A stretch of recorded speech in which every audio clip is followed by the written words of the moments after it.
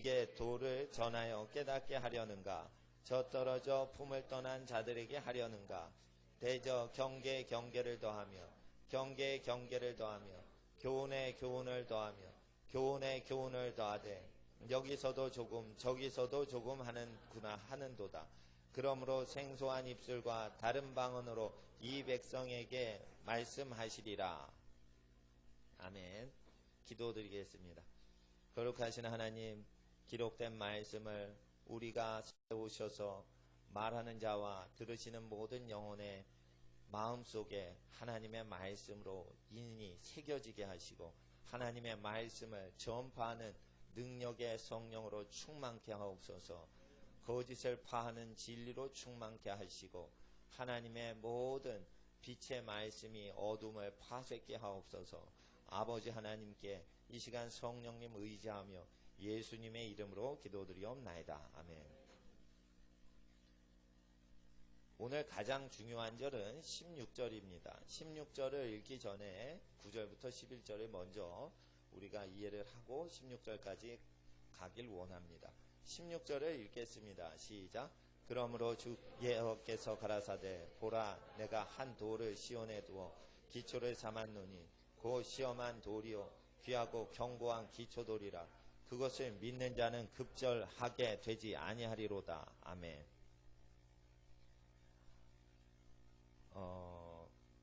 하나님께서 22절에는 그러므로 너희는 경만한 자가 되지 말라. 너희 결박이 우심할까 하노라. 대저. 왜냐하면 온 땅을 멸망시키기로 작정하신 것을 내가 만군의 주 여호와께로서 들었느니라 라고 기록이 됩니다. 그래서 이 28장의 이사야서의 경고는 온 땅이 완전히 멸망될 시기에 일어나는 어떤 종교계의 현상을 이야기하시는 것입니다. 그래서 그냥 쭉 읽으시면은 이해가 안 되시는 분들이 있어서 포인트를 잡아서 읽으셔야지 이해가 되는 장이 28장인데 이게 종말서입니다. 종말서인데 온 땅을 멸망시키기로 하나님께서 작정을 한 상태에서 온 땅을 멸망시킬 때 하나님의 말씀을 어느 식으로 다루게 되는지를 미리 예언을 하십니다. 그런데 무서운 것은 이게 현대 신학을 그대로 얘기하시는 것이라 굉장히 무섭다는 것입니다. 그래서 우리는 이 말씀을 통해서 오직 그 전하시는 도를 깨닫는 것이 오직 두려움이 임하는 19절의 현상을 우리가 체험하게 되는 것입니다. 19절에 그것이 유행할 때마다 이게 재앙입니다. 재앙이 유행을 합니다. 재앙이 발생을 하는데 여기서는 유행을 한다는 것은 무엇입니까? 한 사람이 재앙을 맞아 그냥 자살하는 게 아니라 전국에 자살하는 흐름이 막 유행을 하는 겁니다. 재앙이 있는데 유럽이 타락했을 때 흑사병이 돕니다. 흑사병이 유행을 합니다. 이렇게 어떤 재앙이 죄를 짓지 않은 사람에게도 막 덮치고 쓸고 지나가는 것을 유행한다는 단어로 표현을 한 것입니다. 이럴 때 무슨 죄악으로 말미암아 이 재앙이 오는지를 알아야 된다는 것입니다. 이것은 교회가 죄를 지어서 알지도 못하고 멸망당하는 사건들이 일어나는 것입니다. 교회가 성결할 때는 죄를 지은 그 사람만 조준사격하듯이 멸망이 찾아오는 것입니다. 그런데 교회가 말씀을 벗어나고 성령을 회방하면 어떤 죄 지은 사람만 그 사람만 선별해서 멸망하는 증거들이 나타나는 게 아니라 온 땅, 모든 땅의 생명체가 멸망하는 어떤 증세들이 나타난다는 것입니다. 그런데 이걸 놀랍게도 예수님께서 그대로 증거를 하십니다. 그래서 여기서 이사야가 말하는 것은 제일 중요한 게 16절입니다. 다시 한번 읽어주세요. 16절 시작.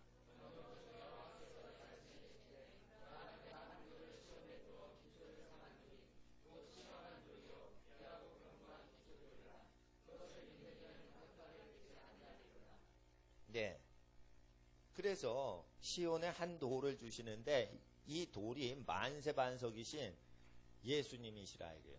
바울이 고린도전서 10장에 이 반석은 그리스도라 이렇게 얘기하고, 예수님께서 시몬아 너를 이제 반석이라 하리라 이렇게 얘기를 하시죠. 그건 베드로가 아니에요. 카톨릭에서 얘기하는 베드로가 아니에요. 예수님이 반석이신데 이 반석이신 예수 그리스도를 멀리하면 멸망당하고, 이 반석이신 예수님을 그대로 믿으면 구원을 얻어 천국 열쇠를 얻는다는 것이에요. 그래서 너는 반석이다 하는 것은 너는 나를 닮게 될 것이다 이것이에요. 시몬아 너는 왔다 갔다 막 사람이 변덕스러운 사람이나 나를 따르면 너는 나와 같이 반석이 될 것이다. 내가 이 반석 너 위에 내 교회를 세우리라 했는데, 베드로만 반석이 아니라 새 예루살렘 성에 12기초석 반석이요 12사도의 이름이 있어요. 그래서 하늘에 새 예루살렘 성이 내려오는데 그 반석 기초석에 12사도의 이름이 있는 것이에요. 베드로의 반석 위에 11제자가 무슨 일을 하는 게 아니라 이 반석 전체는 예수를 상징하고 12분의 1만큼 사도들이 표현을 하는 것입니다.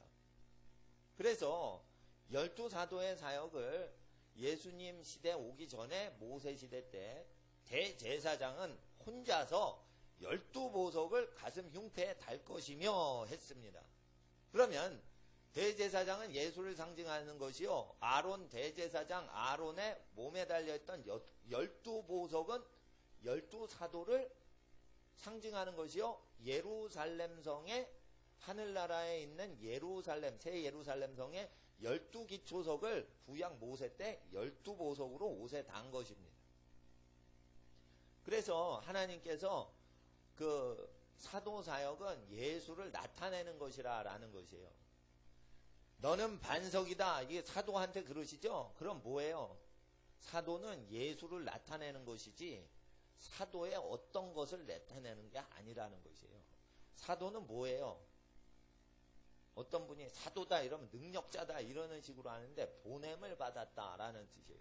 그래서 예수를 나타내도록 전달하는 사신으로 보냄받은 일꾼이라는 것입니다. 그래서 베드로가 베드로전서 2장에 이 반석에 대해서 얘기를 하십니다. 이제 요걸 16절에 딱 띄워가지고 얘기를 해요. 그래서 베드로가 자기가 반석이 아니라고 그러고 이 반석은 돌은 예수시다 이렇게 합니다. 그러니까 로만 카톨릭처럼 베드로가 반석이다 이런 개념으로 교회의 기초는 베드로다. 베드로가 순교한 로마 교회가 그래서 정통교회다 이런 식으로 지방색을 따지는 게 아니라는 것입니다. 여러분은 이해를 잘 하셔야 돼요. 이게 성경을 정확히 알면 이 왜곡되질 않습니다. 베드로는 12기초석 중에 12분의 1에 해당되는 일꾼일 따름인 것입니다. 이 시간에 그럼 베드로전서 2장을 보시겠습니다. 베드로전서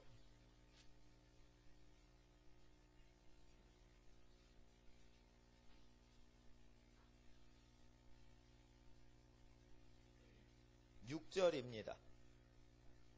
5절과 6절을 읽어주세요. 5절과 6절 같이 시작.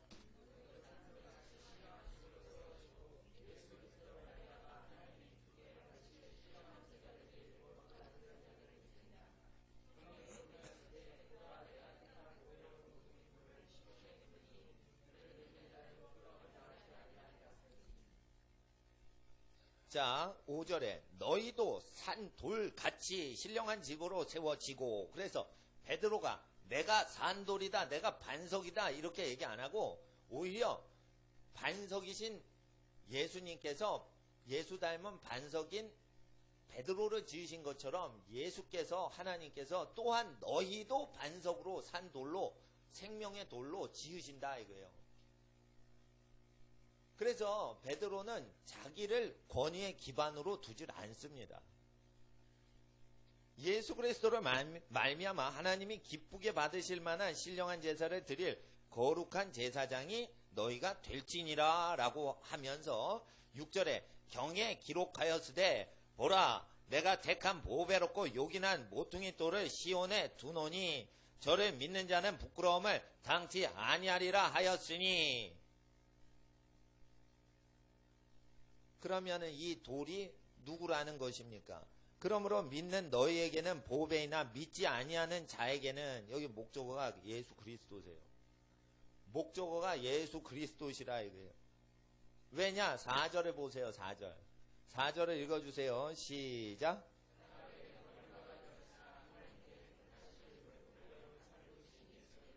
예. 그래서 여기서 기초석을 얘기하는 살아있는 돌은 예수를 얘기하는 것이에요. 그래서 반석의 이름을 가진 베드로, 페트로스라는 헬라어로서 돌멩이라는 뜻입니다. 도라 뭐 이런 뜻이에요. 페트로스, 예, 남자 이름. 그리고 페트라 이러면은 여성한테 부르는 겁니다. 예, 페트로스 이러면은 남자고 페트라 이러면은 여자입니다. 예, 유니오스 이러면 남자 이름이고 유니아 이러면 여자 이름입니다. 이 그리스 사람 그런 식으로 발음했어요. 근데 페트로스니까 너는 반석이다 이거예요. 근데 재미나게 내가 내 교회를 이 반석 위에 세우리라 이럴 때 그 반석이요 또 여성형으로 나와요. 베드로한테 남성형 스타일로 얘기하시고. 그럼 무슨 뜻이에요? 교회는 신부라는 뜻이에요.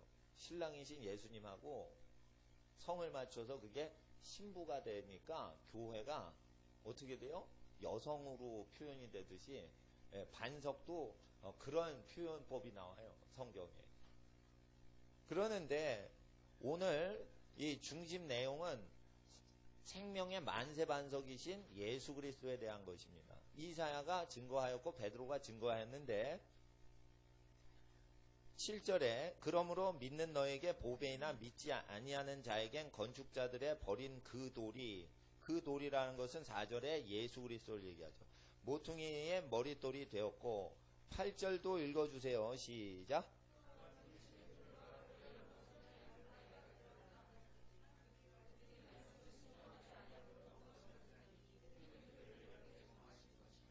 예수의 말씀에 순종치 않으면 넘어지고 죽는다는 것이에요.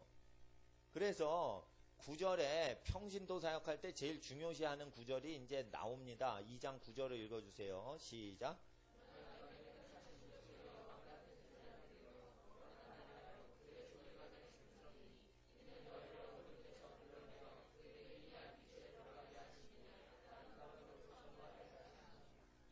예. 오직 너희는 택하신 족속의 왕같은 제사장이요. 그러면은 8절에 심판에 대한 얘기가 나오고 그 다음에 9절에 왕같은 제사장이 나오죠. 그러면은 순종치 아니하여 멸망당하는 이야기가 나오고 9절에는 순종하는 왕같은 제사장이 나오죠.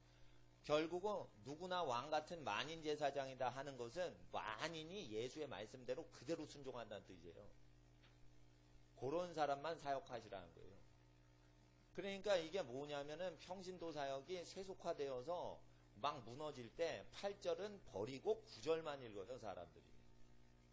그래서 3개월도 안 됐어요, 예수 믿은 지. 그랬는데 뭔가 사역을 다 시켜요. 자, 보세요. 그렇게 될 때 여러 가지 교회에 문제가 생기는 겁니다.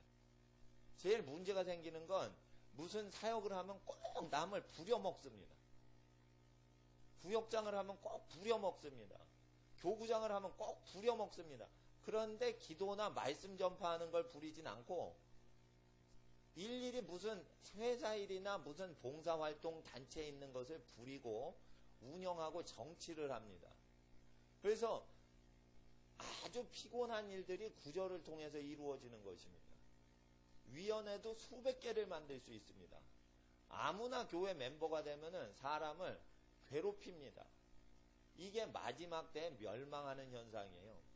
그래서 온 땅이 멸망할 때 이사야 28장처럼 멸망을 하는데 지금 내용은 서론에 불과합니다. 이따 교훈에 교훈을 더하며 여기서 조금 저기서 조금 하는 내용을 보면은 이것이 대단히 무서운 내용인데 일단은 하나님의 말씀을 여기서 조금 저기서 조금 하게 그렇게 하나님이 안 주셨고, 시작해서 예수님의 입술로 얘기해서 예수님의 입술로 한 입에 말씀하신 걸로 끝났는데, 여기서 조금 저기서 조금 하는 식으로 짜집기를 하는 가르침이 시작된다는 것입니다.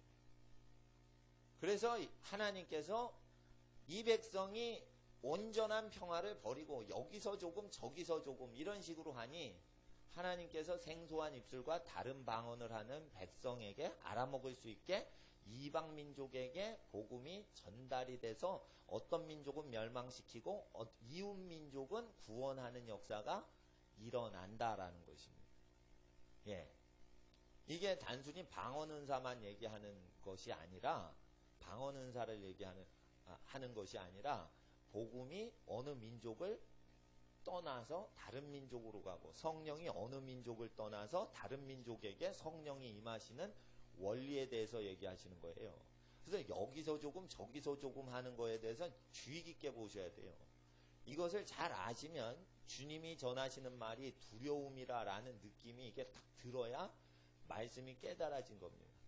그러니까 베드로전서 2장 9절의 내용을 교회들이 예수의 말씀 안 지켜도 순종을 할 수가 없다. 누구든지 죄인이라서 예수의 말씀은 순종할 수 없다. 이렇게 가리키면서 막 사람을 묶어댑니다. 그렇게 될 때 재앙이 찾아오고 있는 것입니다. 그러니까 모든 사역은, 사역의 결과물은 뭐냐면 예수의 분부하신 모든 말씀을 가르치고 그대로 지키도록 인도만 하는 것이 사역이지, 절대 사람이 행사를 벌려가지고 섬기는 게 아닙니다.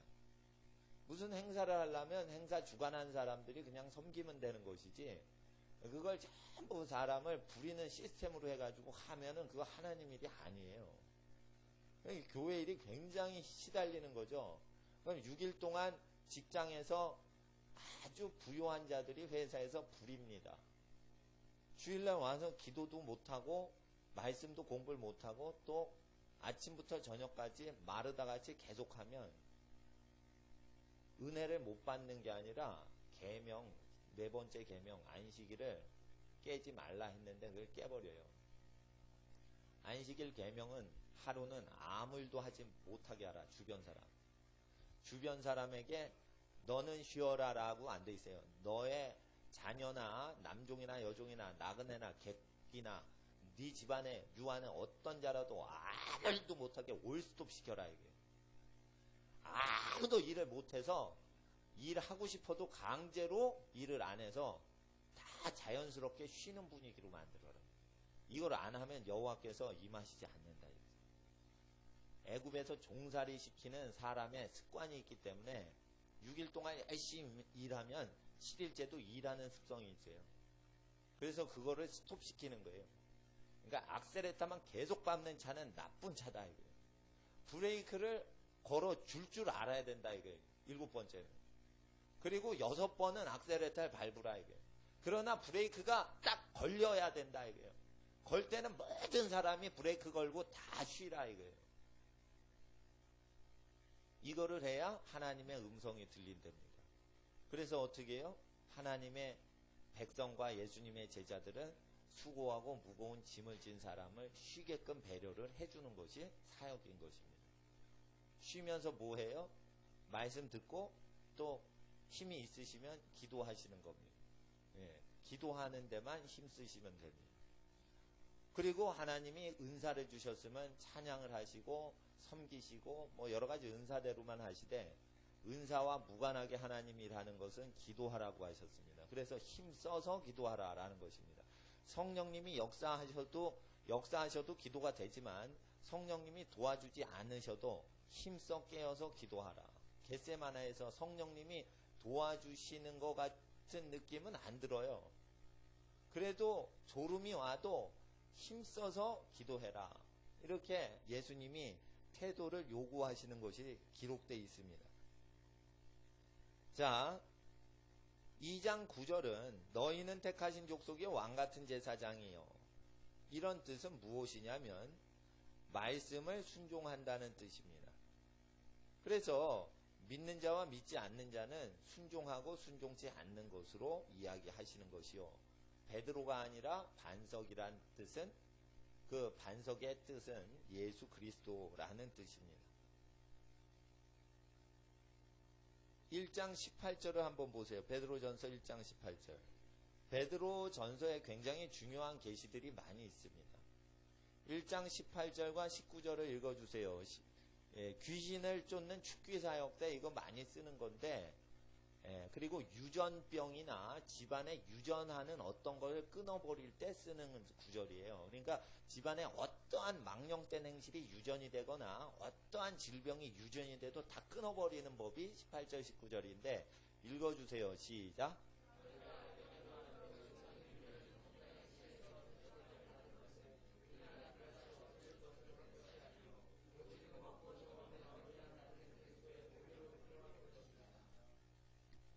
그러면 예수 피 이렇게 하면은 유전병이 유전적인 악한 행실이 끊어지는 걸로 아는데 그게 아니라 여기 너희 조상의 유전한 망령된 행실에서 구속된 것은 보배로운 피, 그리스도의 보배로운 피로 한 것이라. 그러니까 그리스도의 피 이렇게 고백하면 유전병이나 유전 모든 행실이 끊어질 것 같죠? 알코올 중독자이신 분이 아기를 낳으면은 알코올 중독 기운이 그 체세포에 남아있다고 의사들이 얘기를 합니다. 니코틴을 많이 피우시는 분이 아기를, 산모가 담배를 피우시는 분이 많지는 않으나 산모가 담배를 피우는 습관 끊지 못한 상태에서 아기가 태어나면 미국에서 애들이 니코틴 성분이 체세포에 있어요. 그게 있어요. 알코올. 그거 조사를 하니까 있대요. 그래서 이런 것까지 끊는다는 것입니다. 그럴 때 사람이 알코올이나 니코틴 중독자가 예수피 기도할 때 끊어지는 게 아니에요. 예수의 말씀에 순종할 때 그 저주가 끊어져서 왕같은 제사장이 된다는 거예요. 그래서 예수 설교를 믿어야지 유전적인 모든 게 끊어집니다.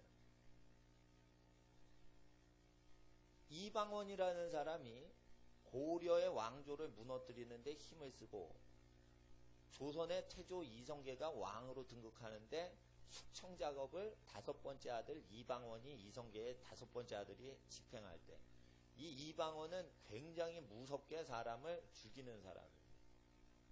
이 이방원이 사람을 많이 죽일 때 저주를 받게 되는데 왕자인한테 자기 형제들을 죽이죠. 그러니까 이방원의 손주들이 형제를 잡아 죽입니다. 세조가 단종인가를 막 죽이는, 수양대군이 이게 식구끼리 죽이는 거예요. 그러면 왜 이 이방원이 나쁜 존속살인을 하는 죄가 왜 세종 때, 그 아들 때는 임하지 않냐? 세종은 얼굴마담으로 일어난 거고 태종이 창덕궁 뒤인가 어디 살면서 뒤에서 CIA 뭐 중앙정보국장 비슷하게 배후 정치를 했어요. 그래서 세종이 좋은 일하고 이방원이 왕을 아들한테 물려줘도 노인네가 됐을 때 밀실 정치를 해서 다 반역자를 잡아 죽이기 때문에 세종 때 태평성대가 이루어졌어요. 그래서 이게 쿠데타가 이런 게 일어나지 않으나 태종이 죽어버린 다음에 세조에게 그런 기운이 또 내리는 거지. 이게 귀신 내리는 거지. 그리고 조선의 모든 임금들이 등허리에 욕창이 납니다. 젊은데도 욕창이, 이게 유전병입니다. 그래서 중종 때 어이없고 그 음식 차리던 장금이가 병을 잘 고쳤다는 기록이 있는데 임금의 등허리에 나는 욕창을 치료하는데 그 어떤 능력을 발휘했던 것으로 이렇게 나타나는데 이 욕창은 그 임금의 병이 아니라 대대로 내려오는 병이에요. 그러면 절대 권력자인 임금의 집안에도 무슨 유전하는 저주가 내리고 그리고 존속살인하려는 어떤 칼부림이 일어난다는 것입니다. 이런 거를 어떤 귀신의 영이 계속 내리고 하는 걸 전면적으로 끊기 위해서는 반석이신 예수를 믿고 순종하기만 하면 끊어지는 것입니다. 그리고 이제 응급처치라는 게 있어요. 귀신아 나가라 기도하면 귀신이 나가요. 근데 예수의 말씀에 순종을 안 하고 회개치 않은 상태에서 귀신이 7귀신을 데리고 옵니다. 왜 그러냐면 어떻게 해요? 7배로 불순종하면 저주를 받으라고 레위기 26장에 7배 저주를 계속 얘기하시기 때문에 귀신이 나갔는데 그 죄인이 아직도 회개 안 하면 하나님의 율법으로 호소합니다. 하나님께 밤낮 참소합니다. 하나님, 예수님 이름으로 귀신들이 나왔지만은 저 죄인이 다시 완악하여 하나님의 법을 어기니 7배로 저주를 행하시는 게 합당합니다. 이러면 하나님이 뭐라고 그러세요? 예수 믿지도 않고 회개도 안 하니까. 그래, 회개를 안 하니 7배의 저주가 임해라. 레위기 26장을 그대로 선포하신다 이거예요. 멸망을 할 때 인류한테. 그렇게 되면 귀신이 7배로 들어가는 것이에요. 그래서 귀신의 모든 행태는 레위기 성구의 근거에서 역사하는 거예요. 그래서 귀신 쫓는 예수님의 사역이 나타나기 전에 율법으로 무슨 저주가 어떻게 각 집안에 얽겨 맺는지를 설명하고 돌이키게 하는 사역자가 세례 요한인 거예요. 세례 요한은 단순한 예언자. 아, 당신 슬픈 마음이 있군요. 아, 당신 지금 300원이 없군요. 도사처럼 뭘 알아내는 사람이 아니란 말이에요. 도사처럼 알아내요. 멀리서 오는데 와 있을진저 이러면서 무슨 죄 지었는지 다 알아요. 이게 도사같이 알아요. 근데 세례 요한이 뭐에 근거해서 깨우쳐줘요? 율법에 의해서 저주가 묶이는 걸 다시 가르쳐주면서 해결시키고 초자연적인 예지력까지 사용하면서 율법을 믿게 하는 거예요. 율법은 뭐예요? 저주의 원인의 규칙성을 얘기하는 거예요. 저주가 오는 것은 반드시 규칙성을 갖고 법대로 오는 것이에요. 신명기의 저주는 여호와께서 저주하노라 이렇게 돼 있어요. 스가랴서에 의롭다 하면서 죄 짓는 자에게는 모든 집안에 저주의 두루마리가 들어가리라 이렇게 돼 있어요. 그래서 법대로 저주가 내리는 거예요. 여러분 아세요? 복만 원하고 저주가 어떻게 오는지를 알길 원치 않은 사람은 기복주의 신앙자예요. 저주가 어떻게 오는지를 알면 복이 바로 어떻게 회복되는지 바로 알 수 있기 때문에 저주가 어떻게 발생을 하는지를 알면은 굉장한 기쁨이 있어요. 어떻게 질병이 발병했는지를 알면 바로 치유법을 알듯이 저주를 끊는 법을 알면은 바로 안다는 것이에요. 그럴 때 그 저주 끊는 법이 예수님의 말씀을 순종하면 된다는 것이에요. 예. 그런데 사람들이 여기에 무언가 첨가한다는 것입니다. 다시 이사야서 28장을 이제 본문을 가시겠습니다. 이사야서 28장.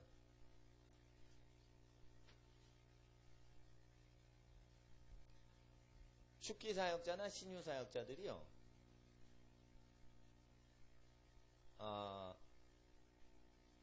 저주가 끊어지지 않고 계속 귀신만 내쫓죠.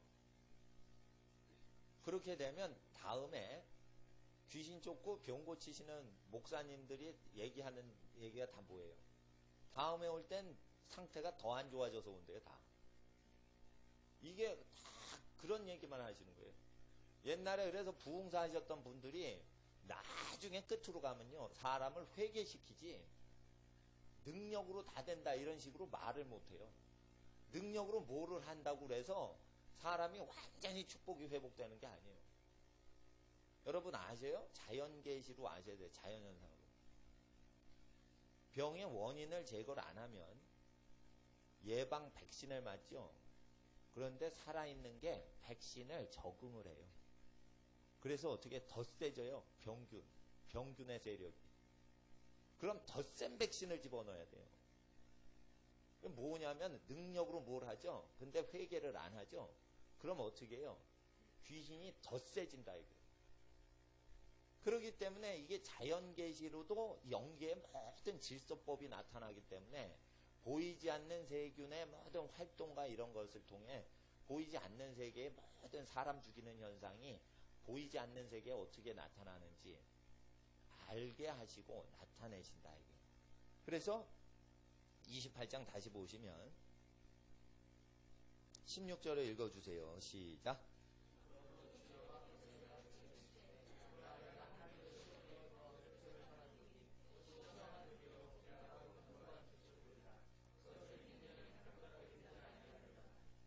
예. 그리고 이 말씀을 지키지 않으면 재앙이 유행을 해서 19절에 아침마다 19절 유행할 때마다 너희를 잡을 것이니 아침마다 유행하고 주야로 유행한즉 그 전하는 도를 깨닫는 것이 오직 두려움이라. 그래 두려움이 임한다는 거예요. 주야로 재앙이 하나님의 백성에게 온다는 거예요. 그래서 예수 설교를 어린이처럼 믿으라는 거예요. 어느 사역하시는 분이 무슨 저주에 걸린 것 같다 이러면 아주 쉬운 법 하나가 있습니다. 그러니까 요즘은 평신도 사역을 많이 하다가 저주에 걸리는 사람들이 많기 때문에 그 법이 하나 있습니다. 사람을 부려먹지 말 것이며 거둔 헌금을 가난한 사역자들이나 극빈자에게 다 나눠주면 저주가 없어집니다. 두 가지만 하면 딱 됩니다. 사람 관계, 사람 부려먹는 짓 그만하고, 그리고 거둔 헌금 갖고 사역하려고 하지 말고 성령과 말씀으로만 사역할 것이며, 거둔 헌금으로는 선교 비용이나 구제 비용으로 다 흩어 없애버리세요. 그러면은 무슨 저주도 다 그냥 없어집니다. 그날 없어지는 체험을 할 겁니다.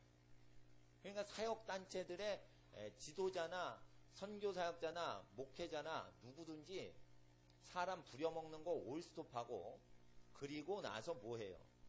헌금 가진 거를 다 나눠줘 보세요. 그러면은 문제가 다 없어져요. 질병도 다 없어져요. 목사님들 걸렸던, 큰 교회 목사님들 걸려있는 질병이요 다 없어져요. 실제. 근데 그걸 못 없애요. 못 없애. 그거 없어지면 교회 망하는 줄 알아요. 그거 못 없애요. 못 없애.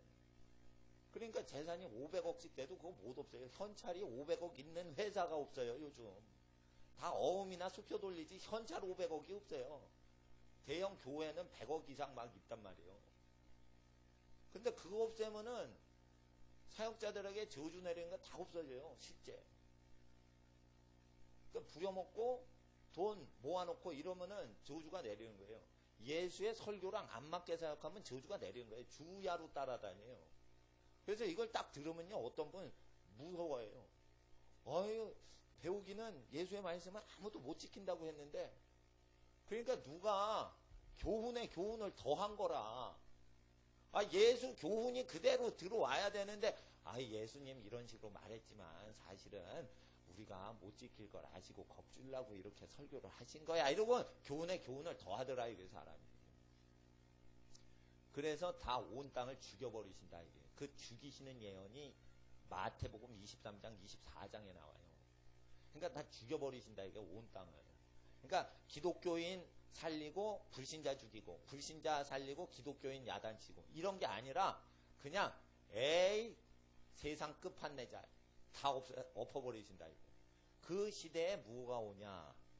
10절이 온다, 이거예요. 근데 10절 읽어주세요. 시작.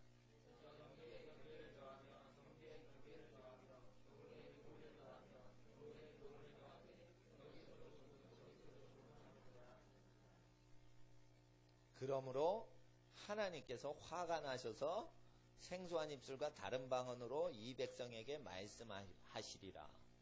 못 알아먹게 하고 이방 성도가 되게 하고, 또한 믿는 자에게 주신 표적은 방언이나 믿지 않는 자에게 주시는 표적은 예언이에요.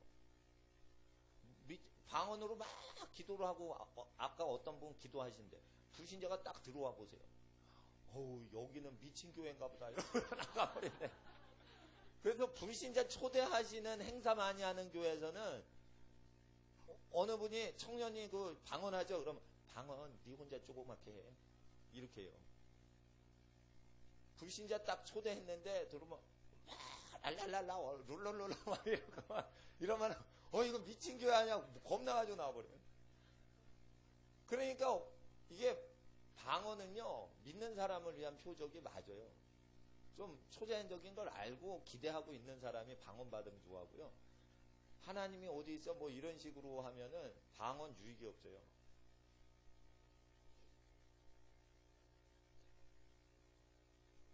금요일날 서울역 광장에서 설교를 하는데, 여러분 어떤 분에게 하나님이 병을 고치시고 뭘 도와주십니다 이러는데, 어느 한구층에서 거짓말 이렇게 막 설교를 할 때마다 거기에 앉아서 거짓말 어떻게 믿어? 하나님 봤어? 뭐 이러면서 막 이런 식으로 해요.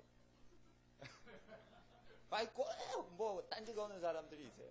길바닥에서 설교를 하거나 전도를 하거나. 근데 그 사람들의 특징은 하나님이 안 보이는데 어떻게 하나님을 믿냐 이거예요. 보이는 것은 확인이 돼도 그래가지고 사람들이요 보이지 않는 하나님에 대해서 안 믿는 거예요. 근데 성경에 보이지 않는 하나님께서 보이는 모든 것을 창조하셨기 때문에 보이는 모든 존재를 통해 하나님이 나타나신다는 것입니다. 그 그리스 성경을 보다가 헬라어 성경을 보다가 재미난 게 있습니다. 비시포스라는 단어로 되어 있는데 거기서 포토가 나왔어요. 스페링이 거기서 그리스어에서 나온 거예요. 그러면은 포토라는 것은 뭐예요? 사진이 있죠. 그러면 사진이라는 단어가 아니에요. 원어예요. 어원은. 사진을 딱 보면 인물 좋네 이게 아니에요. 빛이다 이렇게 나와요. 그러니까 여러분 형상을 보세요. 빛을 없애보세요. 여러분 얼굴이 안 보여요. 근데 여러분의 얼굴이 딱 보이면 뭐예요? 여러분이 아니라는 거예요. 빛이다 이거예요. 그럼 뭐예요? 사람을 얘기하는 게 아니에요. 빛이신 창조주를 표현하는 거예요. 빛이다. 그러니까 사진이네, 동산이네, 강물이네 이렇게 사진을 보는 게 아니라 강물과 산과 인물에 비춰진 빛의 비춤을 보는 거예요. 그래서 포토는 빛이란, 라이트란 뜻이에요. 라이트란 뜻이에요. 라이트가 아니라. 나는 그 시골 발음이에요. 예, 정통 발음 하시는 분 뒤쪽에 뭐 여러분 계세요.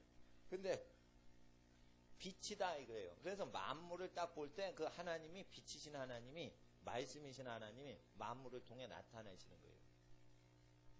사람이 딱 나오죠. 그러면 어떻게 해요? 내가 이렇게 말해서 이렇게 생겨서 이렇게 창조됐다 말하고 계시는 거예요. 말씀을 보이고 계시는 거예요. 어릴 때 조그만 갓난아기가 유치원 때 되니까 컸습니다. 그러면 유치원 다니는 어린 아기가 낯선 어른들한테 말하고 있는 겁니다. 아기 때는 조금 했었는데 하나님께서 이렇게 말하셔서 이렇게 키우신 상태입니다. 이게 존재가 말을 하는 거예요. 예. 그래서 존재는 하나님의 메시지를 전파하고 있습니다. 그래서 존재를 보고 하나님의 메시지를 읽으면 소경이 아니요. 눈이 있는데 못 알아내면 그게 소경입니다. 그래서 예수님 말씀에 장애인들을 정죄치 아니하십니다. 못 본다고 하면 죄가 없으려니와 본다고 하니 너희 죄가 그대로 있느니라 이랬어요. 그러면 예수님 나라에서 심판받는 존재는 장애인들이 심판받지 않고요. 몸은 멀쩡히 있는데 하나님의 뜻대로 기능을 하지 못한 영혼과 육신을 심판하신다는 거예요. 그러니까 장애인들은 오히려 정상입니다. 팔다리 없어져 보세요. 누구나 쩔뚝거리며 삽니다. 그러니까 쩔뚝거리면서 사시는 분은 정상인이에요. 누구든지 팔다리 없으면 쩔뚝거립니다. 군대 장관도 절단하면 쩔뚝거리는 불구자가 되는 것이요. 대통령도 그런 것입니다. 그래서 팔다리가 잘라져 가지고 쩔뚝거리면 정상인인 것입니다. 근데 팔다리가 있는데 하나님 뜻대로 기능을 못하는 사람은 줘도 일을 못하니 그것이 심판받는 불구자라는 것입니다. 그래서 우리는 불구자들을 볼 때 정상인으로 보셔야 돼요. 당연히 저렇게 쩔뚝거리셔야 되는 거예요. 당연히 휠체어를 타셔야 되는 거예요. 왜냐하면 그 신경이 끊어졌으면 그렇게 휠체어 타시는 게 정상인 거예요. 예. 그러나 건강한 몸을 갖고 있는데 사람 구실을 못하면 그게 심판을 받는데 예수님은 장애인을 정죄치 아니하시고 정상인이 제 기능 못할 때 죄가 있다라고 하셨습니다. 그래서 하나님 나라는 외모를 보지 아니하신다고 예수님이 증거하셨고 우리가 예수의 말씀을 잘 기억을 하면 사후세계의 심판법에 대해서 다 얘기를 하고 계십니다. 하고 계신데 하나님이 왜 생소한 입술과 11절에 다른 방언으로 이 백성에게 말씀하시냐면 경계에 경계를 더하고 교훈에 교훈을 더하고 이것을 교훈에 교훈을 더하며가 한 번 있는 게 아니라 뒤에 또 나와요. 이 10절에 경계에 경계를 더하며 경계에 경계를 더하며 이게 두 번 나오죠. 이건 뭐냐면 반복을 계속 하는 거예요. 문서를 찾아오는 거예요. 그래서 이거는 무슨 주석책 몇백 페이지 몇째 줄에 있는 것대로 하고 요거는 다른 주석책 몇십 페이지 몇 번째 줄에서 해석하고 이렇게 다 따오는 거예요. 그럼 뭐예요? 경계의 경계를, 교훈의 교훈을. 또 설교도 짜집기를 하는 경우가 있어요. 이게 설교자의 세계에 설교거리 떨어지면 칸트가 뭐라고 말했지? 칸트 거 오려서 붙이고 또 옛날에 공자가 얘기했던 거 오려서 붙이고 또 세례요한이 얘기했던 거 오려서 붙이고 꼭 대학교에서 논문 조작하는 방식하고 똑같이 합니다. 이거. 예? 대학교 대학원에서 학위 받은 사람들 치고 조작 짜집기 안 한 사람이 어디 있냐. 그러니까 학위는 다 헛짓하는 겁니다. 자기가 그걸 썼냐 이거예요. 자기가 각주를 달지 않고 자기에서 다 나와가지고 써야 그 사람이 학자지. 보고 베껴가지고 연결 어미 붙여가지고 이렇게 결합시켰는데 그게 무슨 학위냐 이거예요. 남의 책 읽고 그거 짜집기 한 거지. 그래가지고요, 제가 아는 바에 의하면 학사 출신인 분이요, 박사학위 논문 수십 개 써주고 알바해가지고 미국에서 공부 다 끝냈죠.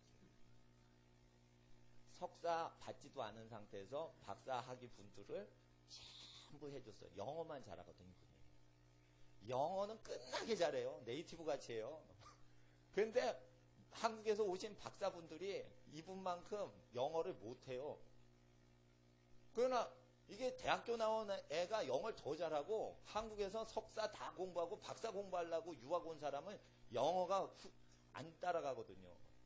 그러니까 이 영어를 잘하는 젊은 20대, 30대 그 초반에, 30대 초반에 학사 출신 분이 몇백 불씩 받으면서 박사학위 논문 딱 해줘가지고 딱 제출하죠. 미국 박사님, 학장님, 총장님이 몰라봐요. 다 해서. 그럼 몇 번 하면은 다 되는 거예요.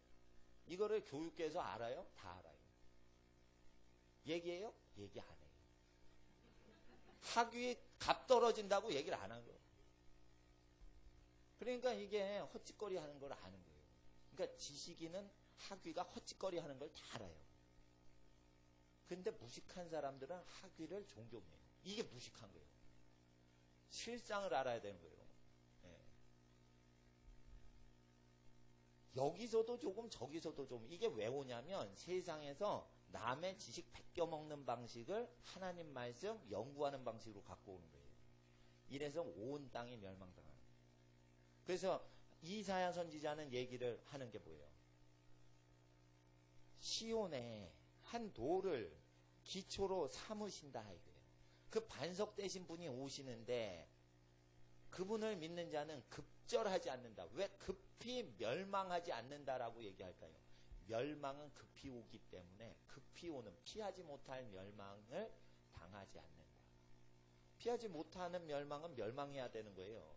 그래서 급절하는 거예요. 급격히 급속히 멸망을 하는 걸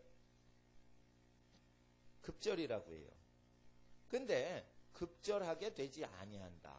예수의 말씀을 믿으면, 예수의 말씀을 기초로 삼아서 살아가면. 그래서 누가 자꾸만 나 부려먹으면 싫죠. 그러니까 자기도 남을 계속 부려먹는 식으로 일하는 건 스톱하시라. 그리고 자기가 해서 즐거운 것만 하시라. 즐거운 걸 하는데 그걸 즐겁게 같이 할 사람한테는 즐겁지? 이러면서 계속 하라. 즐겁지? 네. 자, 보세요. 나는 축구를 그렇게 전문적으로 잘하진 못하지만 동네에 있는 어린이들이 공 차죠. 그러면 재밌냐? 이러면 재밌대요, 애들이. 그러면 볼을 이렇게 지나가다가 차줍니다. 그러면 또 주고받고 찹니다. 걔가 좋아하니까 내가 해주지. 싫다는데 계속 볼 차라고 갖다 주면 이 아저씨 왜 나한테 자꾸만 싫은 거 시키는 거야? 그럴 거 아니에요. 그러니까 그 아이가 좋아하니까 이렇게 볼을 사주는 거예요. 이와 같이 사람이 그거를 즐겨하고 보람되게 하는 것만 계속 더 일하라고, 볼을 더 연습하라고, 공차기 연습하라고 시키는 거는 좋은 거예요. 근데 싫은데 계속 잡아두는 식으로 하면은 사람이 낙심하게 됩니다. 근데 사회 구조가 그렇게 가죠. 그래서 사회 구조대로 살면 천국에 못 가는 거예요. 목사라도 자기가 하기 싫은 걸 다 전도사한테 일임하고, 자기가 하고 싶은 거는 절대 하고 싶은 일은 남은 못하게 하고, 이렇게 하면 천국에 못 가는 겁니다. 왜 그래요? 시온에 한 도를 두셨는데 그분이 그런 식으로 설교를 하셨어요. 그래서 그분의 설교를 그대로 믿어야지 설교자도 구원을 받아요. 근데 여기서 조금 저기서 조금 짜집기 하는 신학자들이 예수의 말씀은 순종하기가 싫은 거예요. 그러니까 아무도 못 지킨다고 그냥 깔아버리는 거예요.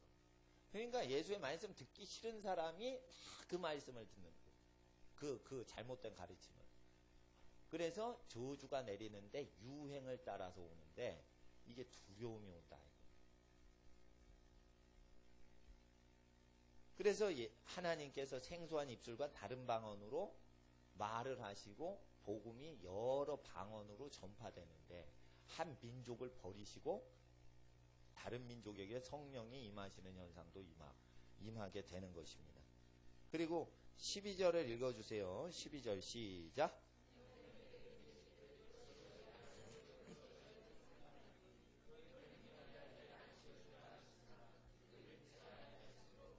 아니하였으므로 13절에 하나님도 그들이 했던 방식으로 경계에 경계를 더하고 경계에 경계를 더하며 교훈에 교훈을 더하고 교훈에 교훈을 더하여 여기서 조금 저기서 조금 하게 하사 조금 하사 그들로 가다가 뒤로 넘어져 부러지며 걸리며 잡히게 하시리라. 자 보세요. 사람이 하나님의 말씀은 이겁니다 이러고 여기서 조금 저기서 조금 막 짜집기 해가지고 가르치죠. 공부를 많이 해서 가르치죠. 있는 그대로 안 가르치죠. 문맥대로 안 가르치고 앞절을 끊어버려요. 왕같은 제사장이요. 이러고 끝나버려요. 앞절은 순종해야지 왕같은 제사장인데 예수의 말씀대로 살아가지도 못하는 초신자를 왕같은 제사장이요. 이제 영접기도 하고 등록카드 적었으니까 너는 불신자에서 바로 10분 전에 지금 왕같은 제사장 됐다. 그러니까 너는 10분 전까지는 지옥자식이었는데 10분 지난 지금은 왕같은 제사장이다. 이래가지고 2장 9절을 따와서 해요. 이게 여기서 조금 저기서 조금 따오는 거예요. 그리고 바로 앞절은 못 읽게 하는 거예요. 나쁜 놈들이 그렇게 유럽에서 가르친 걸 배워온 거예요. 왜 그러냐면 유럽 사람들은 공부를 시킬 때 성경을 그대로 순종하면서 가르치는 게 아니라 책을 다 수백 권을 읽게 해요. 그리고 네 느낌이 어떠냐 이러고 뭘 쓰게 하거나 발표하게 하고 해요. 성경대로 살아가는 사람은 신학교에서 양성 안 해요. 그걸 배워온 거예요. 그래서 이렇게 멸망이 온다는 것이에요. 그래서 어느 때는요 신학을 안 하신 분이 더 깨끗합니다. 신학을 공부하지 않은 사역자가 훨씬 순수합니다. 그런데 멸망의 때가 되면 신학을 공부하지 않은 사람도 여기서 조금 저기서 조금 하면서 아무나 왕같은 제사장이요 하면서 신학을 해서 저주받는 사람하고 똑같이 저주를 똑같이 받습니다. 그래서 조금 타락했을 때는 신학을 하지 않은 게 더 거룩히 사역을 할 수 있는데 사회가 더 기독교계가 더러워지면 신학을 안 한 사람까지 이 물에 다 들어버려요. 공부만 하면은 사역할 수 있다 이래가지고 그렇게 됩니다. 그래서 예수의 말씀대로 순종은 안 하고 뭘 공부해가지고 하는 식으로 나갑니다. 두려워요. 이거 신학하는 걸 다 잡아내는 거예요. 이게 신학계만 잡아내는 게 아니에요. 지금 논문을 쓰는 전 세계 모든 분야의 학문을 다 정죄하는 거예요. 이 저주하는 거예요. 그러니까 학문을 많이 하면 그래서 자기가 낮은 사람인데 학위가 딱 오면은요 높은 사람으로 착각을 시키는 현상이 있기 때문에 교만해진다. 그 신학이 그런 식인데 이 신학은 세상 학문에서 온 거예요. 자 12절 요게 조금 어렵습니다. 12절은 전에 그들에게 이르셨어요. 12절에요. 근데 듣지 않았어요. 그래서 13절에 재앙이 오는 거라는 뜻입니다. 그리고 11절에 생소한 입술과 다른 방언으로 이 백성에게 말씀하시리라 하고 12절을 얘기하시는 게 아니라 시간적으로는 12절이 과거 완료이기 때문에 12절처럼 하나님이 좋은 예를 말씀을 하셨음에도 불구하고 말을 안 들으니까 거꾸로 앞절에 11절처럼 생소한 방언으로 말하신다. 그래서 11절은 말하실 것이다. 미래형이고 12절 오히려 뒤에 있는 게 과거형으로 전에 말하셨느니라. 그래서 이렇게 12절에 좋은 걸 얘기하셨음에도 불구하고 여기 조금 저기 조금 짜맞추기 짜집기 식으로 하나님의 말씀을 인간이 짜집기 하니 13절에 하나님도 어떻게 하셔요? 짜집기 하도록 하게 허락을 하사 다 멸망당하게 하신다.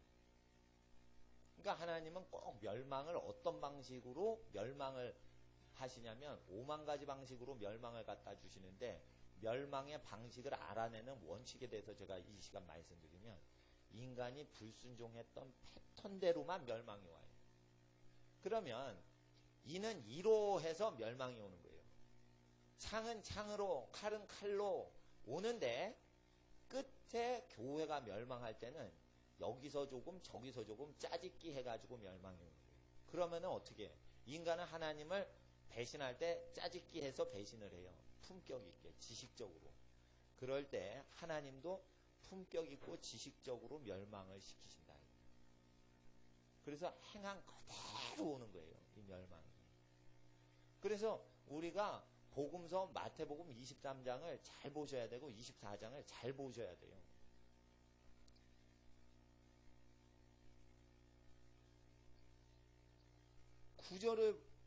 마태복음 보시기 전에 28장 9절을 한번 보세요. 28장 9절.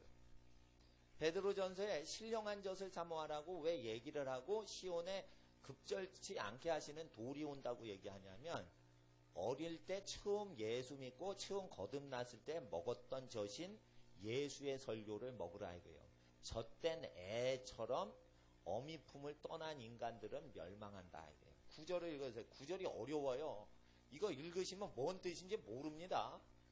혼자 읽으시면 뭔 뜻인지 하나도 모르는 9절이에요. 오늘 9절을 읽어주세요. 시작.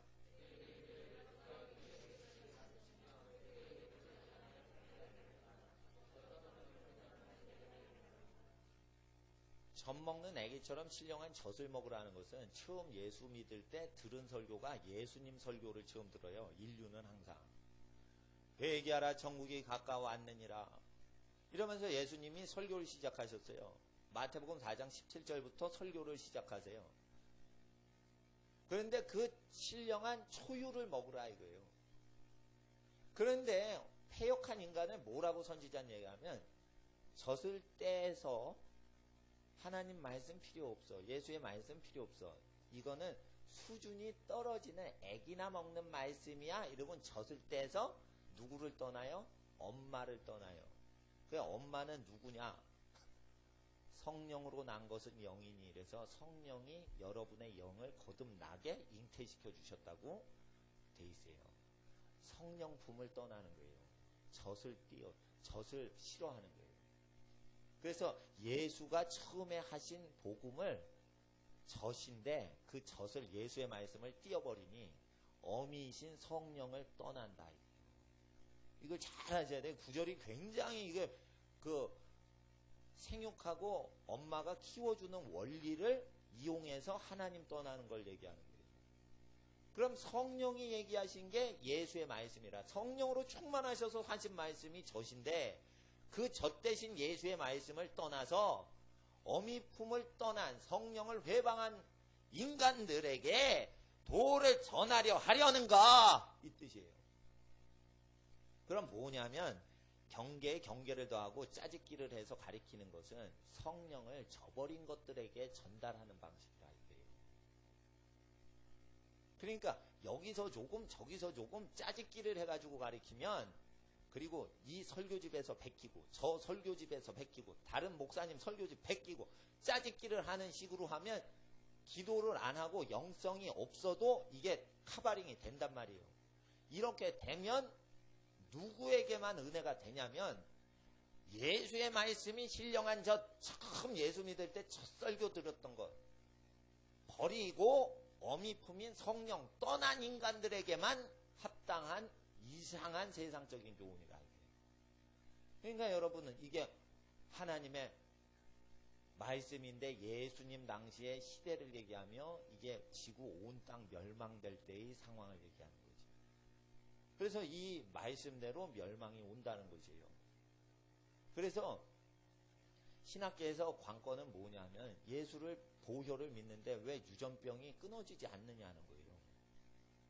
그래가지고 베드로전서 1장 18절과 19절에 조상으로부터 유전한 망령된 행실로부터 구속이 돼서 구원이 이루어지는데 유전병은 안 고쳐지는 거예요. 그럼 유전병 다 고칠 수 있습니다. 예수의 말씀대로 그대로 돌이키면 다 고쳐집니다. 예수의 말씀대로 돌이키면 다 고쳐집니다. 그런데 교회에서 예수의 말씀을 가르치질 않아요. 사람의 교훈을 가르쳐요. 그럼 어떻게 해요? 유전병이 치유가 안 돼요. 제 아내는 병 고칠 때 손을 얹어서 고쳐요. 회개시키거나 이러질 않아요. 손을 얹어서 고쳐요. 근데 나는 어떻게 고치냐면 말씀을 쭉 읽어요. 그리고 이 말씀이 오늘 병을 고치십니다. 그리고 여기에 걸리는 건 다 회개시켜요. 그럼 주로 오전에 그런 작업을 해요. 오전 집회에. 어느 이 외부에 가면 그래요. 예. 목회할 때는 그런 거 안 합니다. 예. 목회하는데 맨날 보는 분한테 아픈데 손 얹으세요. 지금 나은 사람 나오세요. 맨날 그러면 그렇게 하면 이게 정신이 없는 것 같아요. 그러니까 목회를 할 때 그 교회 오시는 교인들은 무병 상태로 사는 게 제일 좋고요. 병 고침 받는 것보다 병이 존재를 안 하는 게 좋은 거고, 그리고 불신자가 올 때는 병 고치는 게 좋은 거예요. 예. 근데 병 고칠 때 방법이 있어요. 복음서가 복음인 것을 완전히 확신을 시키는 거예요. 그 복음서대로 안 산 건 다 고치는 거예요. 그리고 안 믿죠? 그러면 복음서를 안 지키면 어떤 저주가 계속 따라오는지 잘 가르쳐줘요. 정확하게. 그럼 사람들이 거의 다 믿습니다. 거의 사람 문제 꼬인 거예요. 그러면 그거 다 해결하죠? 그러면 이제 아픈데 손을 얹고 기도합시다. 그리고 오후 때 그냥 기도를 합니다. 본인들이 손 얹고 본인들이 다 고쳐요. 그래서 신유사역도 무지무지 이게 편하다는 거예요. 근데 이제 로마서가 복음이다, 갈라디아서가 복음이다 이래 버리면은 조상의 유전한 망령된 행실이 없어지질 않아요. 그래서 복음을 갖고 예수의 보혈로 없어지질 않아요. 그러니까 어떻게 사람이 복음도 능력이 없나 보다. 능력을 찾아가자. 말씀으로는 능력이 안 되나 보다. 잘못된 말씀인 것입니다. 말씀을 짜집기를 하면은 말씀이 풍성한 것 같지요. 철학자의 이름을 자꾸만 들고 그러면은 철학자의 이름을 몇십 명을 들고 예수도 포함시켜 가리키면 더 많은 수준이 높은 것 같아요. 그런데 여러분 아십시오. 예수님이 다이십니다. 예수님이 말하신 걸로 다 끝난 것입니다. 그래서 예수님이 말하신 걸로 다 끝난 거예요. 종교 마케팅하는 방법이 있어요. 1인당 1,000만원씩 주고 외국 강사 모시잖아요. 그거 모시려면 회비를 걷어야 돼요. 그 등록비 10만원 이상 막 받아야 돼요. 그래서 1,000만원 그 강사 사례비 외국 강사 대가지고 하죠. 그럼 사람들이 들을 게 있나 이래서 생소한 방언과 생소한 입술로 말하는 것을 들으려고 와요. 그리고 자기가 알고 있는 옛날에 수십 년 전에 예수의 말씀은 믿질 않아요. 이미 젖을 떼서 어미품을 떠나서 생소한 방언으로 외국말로 사역하는 사람이 나타나야 신령한 하늘나라의 사람이 온 것으로 착각을 하고 들으려고 그래요. 그러니 하나님이 약속하신 대로 생소한 입술과 생소한 방언으로 아프리카 분이 오시고 미국 분이 오시고 이런 식으로 남미분이 오셔서 사역하는 식으로 하는 거예요. 그런데 그것을 자기 귀를 위해서 듣기 때문에 여기서 조금 저기서 조금 하는 식으로 해요. 그러면 어떻게 되냐면 아프리카 목사님이 전도자가 오건 남미에서 오건 간에 강사를 또 교체하라는 거예요. 원타임씩. 아프리카 사람하고 남미 전도자하고 본 적이 없는데 한국 집회 오면 처음 봤다는 거예요. 그럼 서로 악수를 한단 말이에요. 그러면 그 사람이 한 마음 한 영으로 이 영성이 인간의 영이 결합이 안 된 상태이기 때문에 제각기 나가는 거예요. 그럼 집회에서 보면 영의 수준이 너무 떨어지는데 외국 강사를 대륙별로 이렇게 섞어버리면 굉장히 팜플렛 나갈 때 이게 뭐가 있어 보여요. 그래서 이게 종교 마케팅을 할 때는 그렇게 외국 강사 1인당 1,000만 원씩 주면서 이거 항공료 대고 호텔 비용 비싸요. 이게 인류 호텔. 그거 다 대면서 해야 되는 거예요. 그러니까 굉장히 들어보면은 메시지가 아무것도 없는 거예요. 예?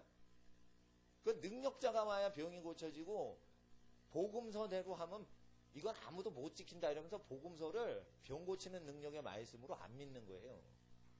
그러니까 전도자들이 이게 장사꾼들이 나오는 거예요. 점점. 설교를 하면 1,000만 원이 나오는 게 어디 있어요? 세상 직업에. 설교를 해서 1,000만 원, 3,000만 원, 5,000만 원 떨어지는 게 많지를 않아요. 전 세계 직업 중에. 근데 이거 한국에서 집회해? 1,000만 원. 비행기 못 타셨던 분들은 또 재밌어. 비행기 타면 한국까지 8시간 비행기 타고 가는데 재밌다 이거. 이거 아프리카에서는 이거 비행기 비싼데. 이렇게 되면서 점점 사람이 여기 조금 저기 조금 하다가 처음에는 책에서 여기 조금 저기 조금 베껴 쓰다가 나중엔 이 인간 조금 저 인간 조금 인간한테서 베꼈어요. 이러면서 원래 복음서에 있는 내용을 듣기 싫어하더라고요. 그럼 고객의 요청대로 설교자도 고객들이 원하는 것을 만들어서 해요. 1시간 말을 하면 1,000만 원이 들어오면 예? 섞어서 하는 사람들이 있단 말이에요. 그러니까 열매가 좋으신 분이야 그 상관은 없지만은 계속 그 구조적으로 하면은 사람 입맛대로 인간을 계속 돌려먹어요. 그렇게 하면 어떻게 돼요? 마치 대기업 회장이 사람을 계속 바꿔가면서 자르고 새로 오고 단물 다 빼면은 탁 잘라버리고 이런 짓거리로 계속 기독교가 돌아가는 거예요. 그러니까 이런 게 계속 반복되는 거예요. 이게 세상이 교회에 들어온 것이에요. 들어온 것이에요. 그래서 어떻게 해요? 급속히 멸망된다. 급속히 멸망된다. 그래서 이런 현상을 2700년 전 이사야 선지자가 인류 멸망을 미리 보고 기록을 하죠. 근데 28장은요, 다른 장보다 분명하지 않아서 이걸 해석을 안 하면은요, 이해가 안 돼요. 그래서 어저께 어느 신학생이, 제가 신학교 강의하는데, 신학생이 문자를 막 성경 질문하거든. 나 바빠서 전화 못 받으면 문자해라 이러면은 학생들이 막 문자를 해요. 그러면은 이거 무슨 뜻이에요? 이 몇 장 몇 절이 뭐 이래요. 예, 그러면 문자 해줄 때가 있고 못 해줄 때가 있는데 어려운 것들이 있으면은 그건 풀어줘야 돼요. 원래 뜻은 아주 심플해요. 그리고 이 이사야 선지서의 원래 뜻은요, 예수님 설교하고 완전히 똑같아요. 결과를 얘기를 드려요. 그래서 이사야 선지자 잘 몰라도요, 예수님 말씀을 바보같이 그대로 믿기만 하면 이사야 선지자를 완전히 인정하는 현상이 일어나요. 근데 이사야 선지자 글 다 알아? 이러면 몰라요. 근데 난 예수님이 좋아서 예수님 말씀대로 살아요. 그러면 이사야 선지서에 걸리는 책망이 하나도 없어요. 그런 열매들이 일어난단 말이에요. 그러니까 여러분 아세요? 많이 배운 사람한테 이걸 감추시고 어린아이한테만 나타내셔요. 그래서 경계에 경계를 더하고 교훈에 교훈을 더해서 뭔가 예수님 갖고는 부족하니까 칸트를 더하자. 예수님 갖고는 부족하니까 해겔의 사상을 더하자. 이러면서 가리키면은 큰일 나는 거지. 그래서 하나님 앞에서 우리가 예수의 말씀 다시 한번 보겠습니다. 예수의 말씀. 온 땅을 멸하실 때 24장을 보세요. 마태복음 24장.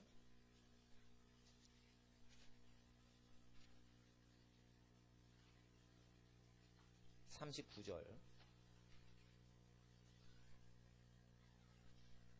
24장 39절.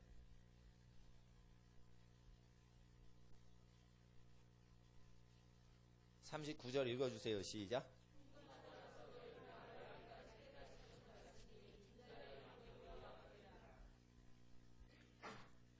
예수님 다시 오실 때요, 노아 때와 같이 사람이 깨닫지 못해서 갑자기 다 죽어요.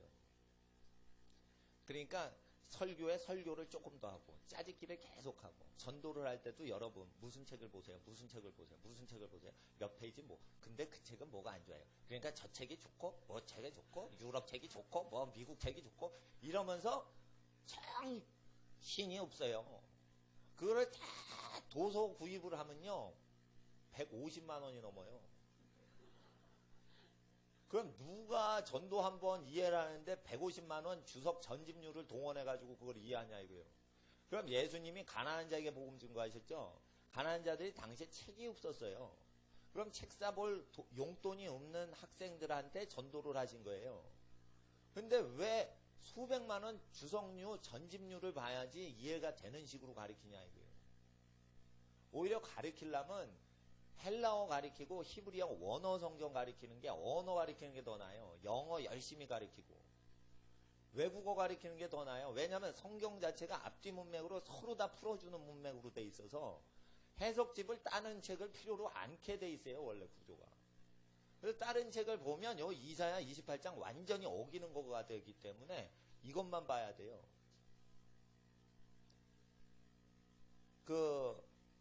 성경도 짜집기 성경이 있어요. 성경이요. 고대 사본이 있고요. 고대 사본은 원전이 없어요. 원전이 없고 그냥 그리스 정교회와 카톨릭과 개신교에서 다 믿던 동방정교회, 카톨릭 교회 그리고 개신교에서 역사적으로 수천 년 전부터 쭉 내려오던 그 사본이 있어요.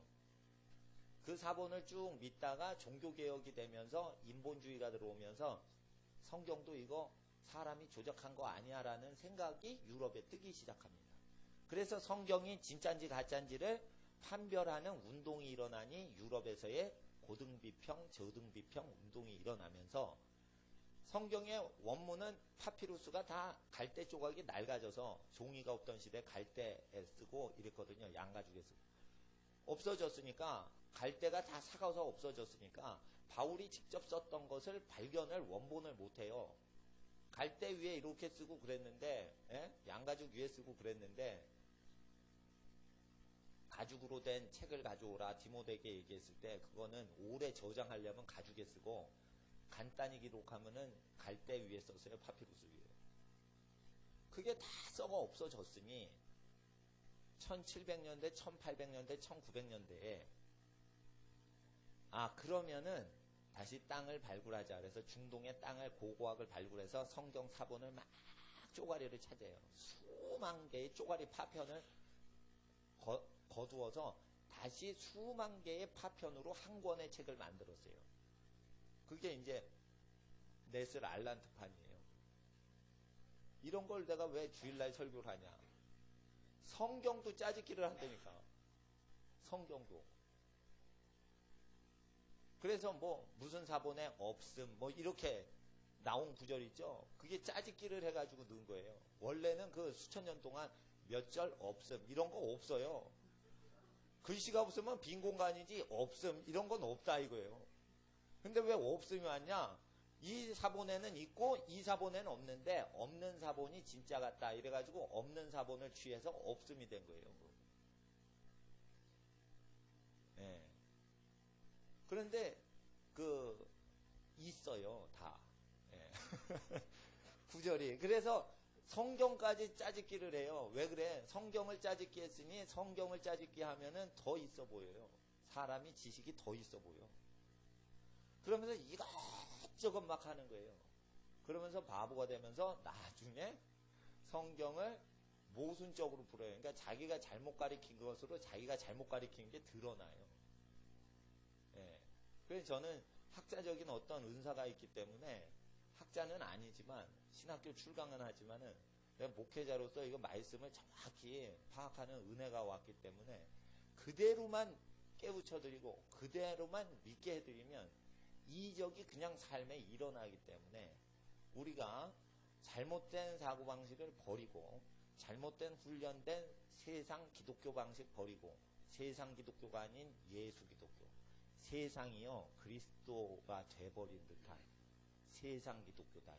예수가 그리스도신데 예수 그리스도를 믿는 게 아니라 세상 기독교를 믿는다. 세상 걸 믿는다. 그러니까 학위를 자랑하는 그게 짜집기거든. 남의 거 많이 읽고 책을 쓰죠. 그러면 뭐예요? 나는 박사학위 자격이 있고 내가 인용한 수백 명의 학자들의 권위가 박사학위의 권위입니다. 이렇게 해야 정직한 거지. 자기가 수백 명 거를 짜집기를 해가지고 자기가 왜 박사학위를 받냐 이거예요. 예? 그거 누구나 한다 이거예요. 대학교 나온 청년들도 해요 다. 그래서 미국에서 알바생이 그거 갖고 먹고 살아요. 유학생이 오부지게 많이 가요. 영어도 못하는데 유학생이 많으니까 그것을 미국 중고등학교 나온 애들이 훨씬 잘해요. 영어를. 그러니까 그거를 다 해서 학위를 만들어주고 이런 사람들이 있어요. 예. 그럼 보세요. 사람들이 얼마나 학위에 미쳤는지. 근데 국내 대학에서도 보세요. 학위를 어떻게 하는지. 논문 작성법. 그게 짜집기법이에요. 그게. 난 미국에서 한 과목 그걸 논문 작성법 듣고 한 번 듣고 그 한국에서도 한 번 듣고 일반 대학원 경영학 공부할 때 석사 할 때도 그때 한 번 여러 번 들어서 알아요. 한국과 미국에서 어떻게 논문 하는지. 근데 논문 작성 짜집기 법으로 성경을 한다 이게요. 그게 저주가 내린다. 그 마태복음 24장 다시 보세요. 홍수가 나서 저희를 다 멸하기까지 깨닫지 못하였으니 39절 인자의 임하심도 이와 같이 멸망을 피하지 못하게 임하는데 예수님이 임하실 때 노아의 홍수 날 때처럼 된다. 38절에 읽어주세요. 38절 시작.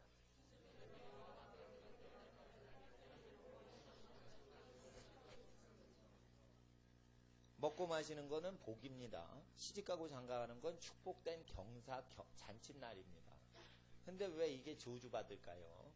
그것은 하나님 앞에서 누구든지 자기 배우자를 버리고 다른데 결혼하는 자는 본 배우자에게 간음하는 것이라 라는 예수의 복음서 말씀에 근거해서 결혼을 인식하는 게 아니라 결혼 신고하면 결혼이고 헤어지면 이혼이다라고 지 마음대로 믿는 거예요.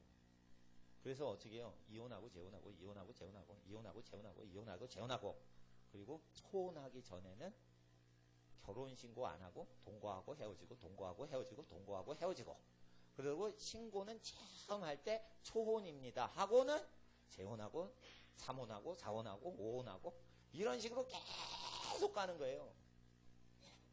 유럽 사람한테 딱 묻죠. 성관계 몇 명하고 했냐? 그럼 100명이 넘게 한 사람이 수두룩 나온다. 근데 이게 결혼 제도와 이혼 제도를 이용해서 해요. 그러니까 귀신 쫓을 때 이 성문제는 굉장히 얽혀 있는데 왜 교회 다니는데 이렇게 귀신이 들어와 있냐? 교회 다니는데 왜 귀신이 들어오냐? 이것은 시집가고 장가가고 시집가고 장가가는데 이 시집가고 장가가는 원리에 대해서 이해를 못해서 세상 기준으로 결혼을 이해하고 시집가고 장가가는 걸로 해석을 하니까 이해가 안 되는 거예요. 예수님은 둘이 한 몸 되면 결혼한 거예요. 그래서 어떻게 해요? 둘이 한 몸 되는 성적인 동침을 하면 결혼인 거예요, 사실. 아담과 하와가 혼인신고를 안 했어요. 주례 아저씨도 없었다 이거예요. 여러분 아세요? 주례 아저씨가 없었다 이거예요. 주례 아저씨는.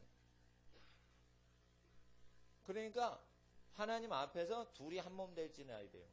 결혼 파티 하는 게 또 결혼식 하는 게 결혼이 아니에요. 둘이 한 몸 되면 결혼이에요. 그래서 뭐예요? 술집 가서 몸 파는 사람하고 동침을 하고 돈 주고 나오면 결혼 또 한 번 늘어난 거예요. 그러니까 몸에 저주가 달라붙는다 이거예요. 이걸 가르쳐 줘야 되는데 안 가르쳐 주니까 바람을 펴도 모르면은 없던 것 같이 되겠지. 그게 아니라 이거예요. 그래서 고린도전서 6장에 창기에 합하면 몸이 창기의 몸과 한 몸이 되는 걸 알지 못하냐. 그럼 저주가 같이 내린다고 돼 있어요. 창기에게 내리는 저주가 누구한테 와? 손님한테 다 들어간다는 거예요. 그거. 그래서 귀신이 들어가는 거예요. 근데 이거를 가리키면 술집 다 없애요. 이거를 고린도전서하고요, 예수님 그 결혼법을 얘기하면 술집 다 없앨 수 있어요. 근데 목사들도 이걸 안 믿어요. 결혼법을. 마가복음 10장 11절 보세요. 이게 왜 중요하냐면, 제가 왜 쓸데없이 이걸 하냐면, 멸망이 가까우고 홍수 때와 같이 세상 끝이 올수록 결혼은 계속 세속화돼요. 교회가 세속화되는 것보다 가정이 세속화되는 건 제일 무서운 거예요. 그래서 결혼 전에 청년은 이걸 알고, 결혼한 이후에 사람들은 가정을 원래 하나님의 신성한 결혼 개념으로 다시 재무장을 해야만 잘못된 이방 여자나 이방 남자가 사위나 며느리로 들어오는 걸 원천 방지해서 사람을 완전히 바꿔놓고 드릴 수 있다 이거예요. 그러니까 결혼 개념이 잘못된 상태에서 다 교회 다니면서도 결혼하니까 저주가 결혼할 때 와요. 근데 결혼이 왜 축복이 되냐? 예수 안에서만 축복이 된다 이거예요. 그럼 결혼법을 보자 이거예요. 10장 11절 12절 시작.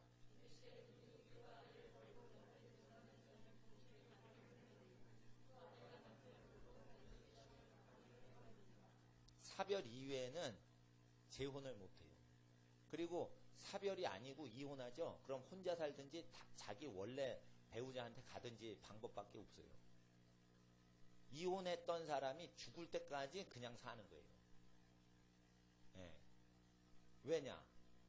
재혼을 하죠. 재혼한 상대 파트너한테 상처를 다 부어버려요. 그러니까 더럽고 더러운 게 두 번째 결혼해서 또 맞추고 사는 거예요. 깨질 대로 깨졌기 때문에 어떻게 해요? 사랑 구실을 못하는 거예요. 배우자 구실을. 영혼이. 그러니까 제일 좋은 게 뭐예요? 처음 결혼해서 사는 게 제일 좋은 거고, 두 번째 결혼하면 좋은 결혼이 없어요. 다. 영화도요, 원작이 재밌고 2가 나오면 그건 짝퉁이에요. 내가 어느 영화를 봐도 아주 히트친 영화 1편이 제일 잘 만들었지 2편은 그 약간 유사성만 있어요. 네.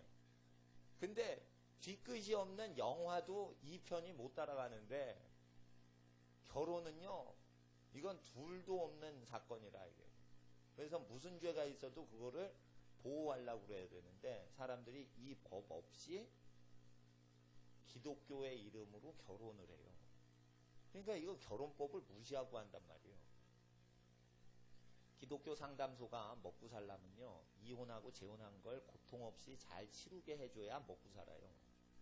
그러려면 기독교 상담소마다 이혼과 재혼의 상담을 위해선 이 말씀을 배신해야 돼요. 그렇단 말이에요. 이혼하지 마세요. 아, 사별하지 않았어요? 그럼 재혼하지 마세요. 재혼하더라도 할아버지가 돌아가셨어도 주 안에서만 하세요. 바울이 했던 말과 예수님 설교가 그대로 증거되게 그렇게 기독교 상담소가 해야 되는데, 고객이 돈줄을 갖고 있으니까 돈 벌어 먹고 살아야 되니까 이 사람이 그러면 위자료 청구하셔야죠. 아, 인권이 있죠. 아, 남편이 뺨을 때렸어요? 아이고, 미쳤어요? 저 뺨을 돌려대게. 아우, 경찰에 부르세요. 이렇게 되는 거예요, 여러분. 기독교 상담소는 먹고 살아야 되니까. 먹고 살아야 되니까. 네? 그러니까 하나님 앞에서 가족의 문제는 경찰을 끌어들이는 게 아니에요. 애가 실수를 하죠. 그러면은 엄마가 거기 경찰서죠? 우리 애가 나쁜 짓 했어요. 잡아가세요. 이런 게 아니란 말이에요, 가정은. 경찰이 못 오게, 야, 이놈아, 너 천벌 받으려고 그래? 몽둥이로 두드려 잡더라도 경찰에 부르지 않고 경찰 아저씨 모르게 하는 거지. 경찰서 아저씨, 우리 말 안 들어요. 잡아가 주세요. 나는 착한 시민입니다. 경찰을 잘 존중하는 사람이에요. 이건 잘못됐다 이거예요. 부부싸움 해가지고 이렇게 경찰 부르는 사람들 있죠? 귀신 역사 일어나요. 귀신 역사 일어나요. 그게. 미국에서 또 웃긴 일이 있어요. 교인끼리 싸워. 그러니까 경찰을 또 불러. 그래서 경찰 아저씨가 뒤에서 이렇게 옷 입고 미국 교회에 앉아 있다가 또 예배 끝나고 식사할 때 식사 잘 얻어먹고 이제 잘 갑니다 이러고 가요. 왜냐하면 맨날 싸우는 교회. 미국은 이제 옷만 이렇게 딱 잡죠. 멱살 잡죠. 그러면 체포를 해요. 그러니까 이게 힘 약한 사람이 멱살 잡힐까봐 겁나가지고 예배당에 경찰을 불러. 그럼 경찰 아저씨가 누가 멱살 잡나 이렇게 보다가 아무도 안 잡으면 밥만 얻어먹고 안녕히 계세요 이러고 가요 또. 그런데니까 그런 교회에서 내가 있었어요. 이거 완전히 그냥 세상이다 세상. 그래서 귀신이 계속 이간질을 하는 거예요. 그래서 시집가고 장가가고 시집가고 장가가고 그러니까 계속 사람을 바꿔주는 거예요. 귀신 역사예요. 왜 고통스러울까? 귀신이 몸 안에 또아리를 치고 있어서. 그래서 어떻게 해요? 하나님 앞에서 하나님이 온 땅을 다 엎어버리실 때 여기서 조금 저기서 조금 기독교 상담소에서 조금 신학자에게서 조금 이러면서 예수의 말씀을 온전히 안 가리키는 거예요. 그래서 어떻게 해요? 노아의 때와 같이 교회가 말씀을 여기서 저기서 짜집기 하니까 죽여버리십니다. 그러니까 이사야 28장은요 아주 이해를 잘 하셔야 돼요. 그러니까 복음을 증거하기 전에 복음 전도자가 예수의 설교를 믿은 사람이 전도를 해야 되는데 지금 복음 전도를 누가 하냐면 예수의 말씀을 모르는 사람이 교회 나오세요 이러고 전도를 해요. 근데 그 교회가 예수의 설교를 전파를 안 해요. 그러면 유전병도 해결이 안 되는 거예요. 이방원이 와서 예수의 이름을 믿고 예수의 말씀을 믿었다면 조선조 시대면은 예수님 탄생하신 지 1300년 지난 세대 아니에요. 그러면은 태종 이방원도 예수님 믿으면은 그 저주에서, 예? 수양대군도 예수 믿으면 그 저주에서 해방될 텐데, 욕창이 계속 집안병이 있었다. 그건 예수의 말씀대로 양심 따라서 회개를 하지 못하는 모든 인류는 어느 인류라도 저주를 받습니다. 근데 이 예수의 말씀을 그대로 믿으면 왕같은 제사장이 돼서 제사장은 하는 일이 뭐예요? 문둥병자는 제사장에게 가서 우슬초에 뭐를 해서 어렵게 몰다가 피를 뿌리고 그랬는데 그거 제사하는 거는 예수 피 뿌리심으로 다 되었으니 이제 예수의 말씀을 믿기만 하면 피 뿌리는 의식 없이 되니 문둥병도 깨끗이 되니 하나님 앞에 유전병도 욕창도 다 고쳐진다 이래요. 그런데 예수의 설교를 우리가 헛되이 여기고 세상 사고나 기독교 기관의 말을 예수의 말씀보다 높이면 짜집기만 하는데 자료로서 예수의 말씀 이용해서 예수의 말씀으로 사람을 현혹시킨다는 것이에요. 왜냐하면 사람의 의도를 완성하기 위해 예수의 말씀을 도구화시키기 때문입니다. 다시 마태복음 24장을 보세요. 그럼. 그래서 깨닫지 못해서 멸망한다는 거예요. 근데 미국 목회자들은요, 이혼하시면 안 됩니다. 자기 배우자가 살아있는 동안 다른 사람한테 가면 본 처나 본 남편한테 간음을 행하기 때문에 죽은 다음에 결혼하세요. 이렇게 가르치잖아요. 예? 그러면 어떻게 해요?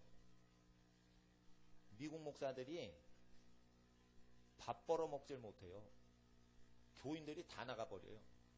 그러니까 겁이 나서 이 설교를 못하고 이 설교를 믿지도 않는 사람이 또한 많아요. 또한 여러분 잘 보세요. 예수의 말씀이 얼마나 선한지. 이혼을 하죠.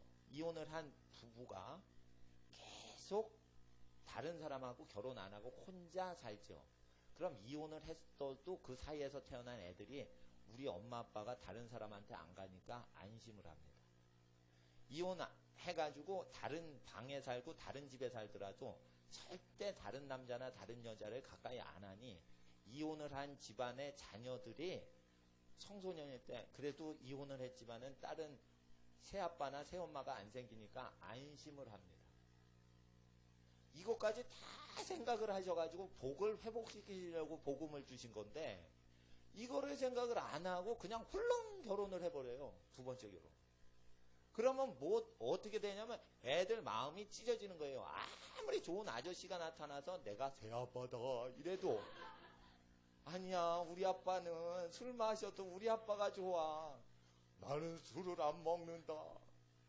나쁜 아빠 술 먹었지. 나는 곰이다가 아니라 새아빠다. 술 안 먹는.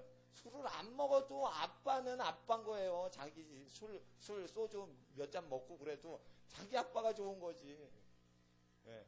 그러니까 하나님 앞에서 예수님께서 말씀하신 것은 가정 파괴된 집안의 어린이들의 모든 치유까지 다 생각해서 복이 회복되도록 하고 저주가 들어오지 못하도록 원천 방지를 하시는 말씀으로 이걸 하신 거예요.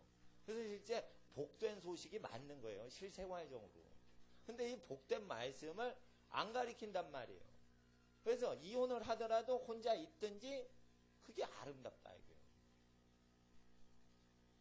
그럴 때 아우 정욕이 불같이 일어나서 나는 혼자 못 살아 이러죠. 그거 다 원인 해결하면 돼요. 눈으로 보고 손발로 자극을 받으니까 육신의 정욕이 동하는 거예요.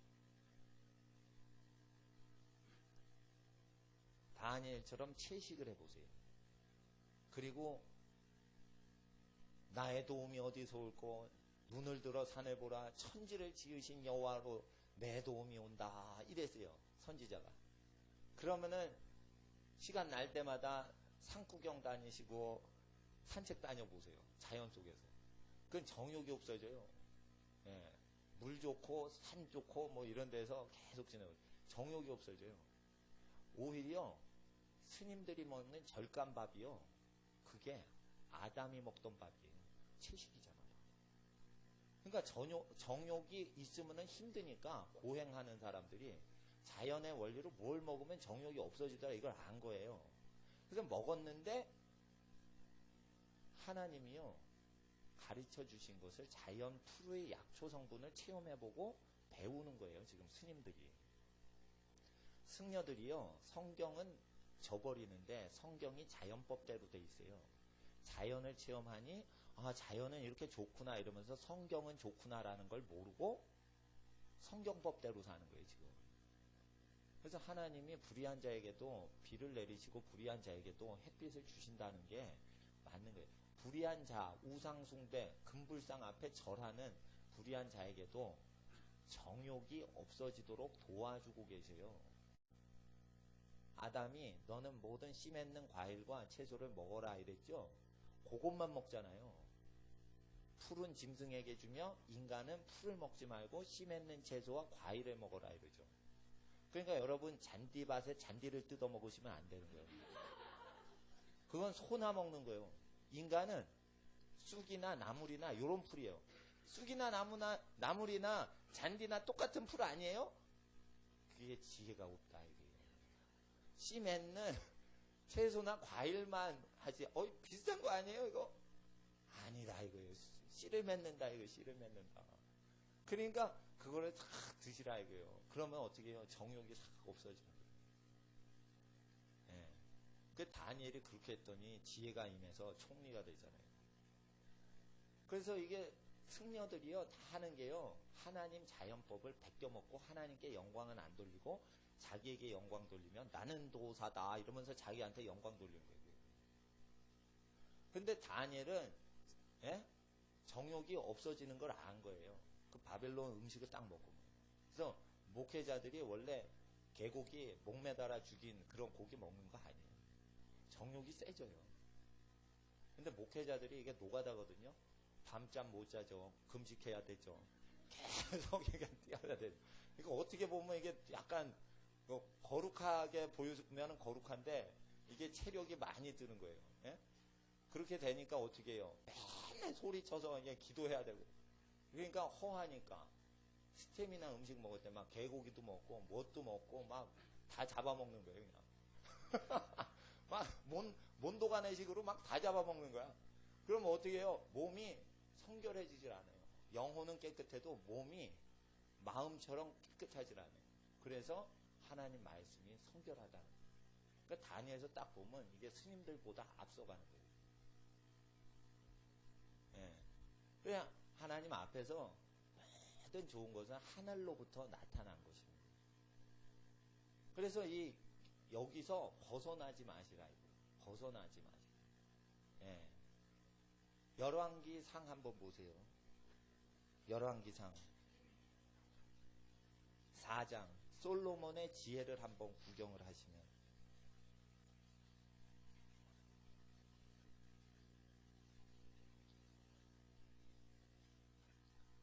열왕기상 4장 29절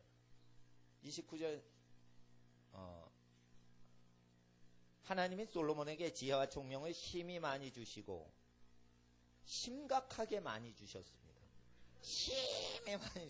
심각하게 많이 주셨어요. 또 넓은 마음을 주시되 바닷가의 모래같이 하시니 30절이 그 현상입니다. 30절 읽어주세요. 시작.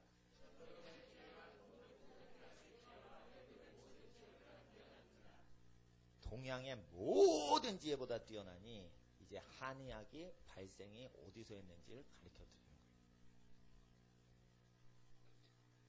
33절을 읽어주세요. 33절 시작.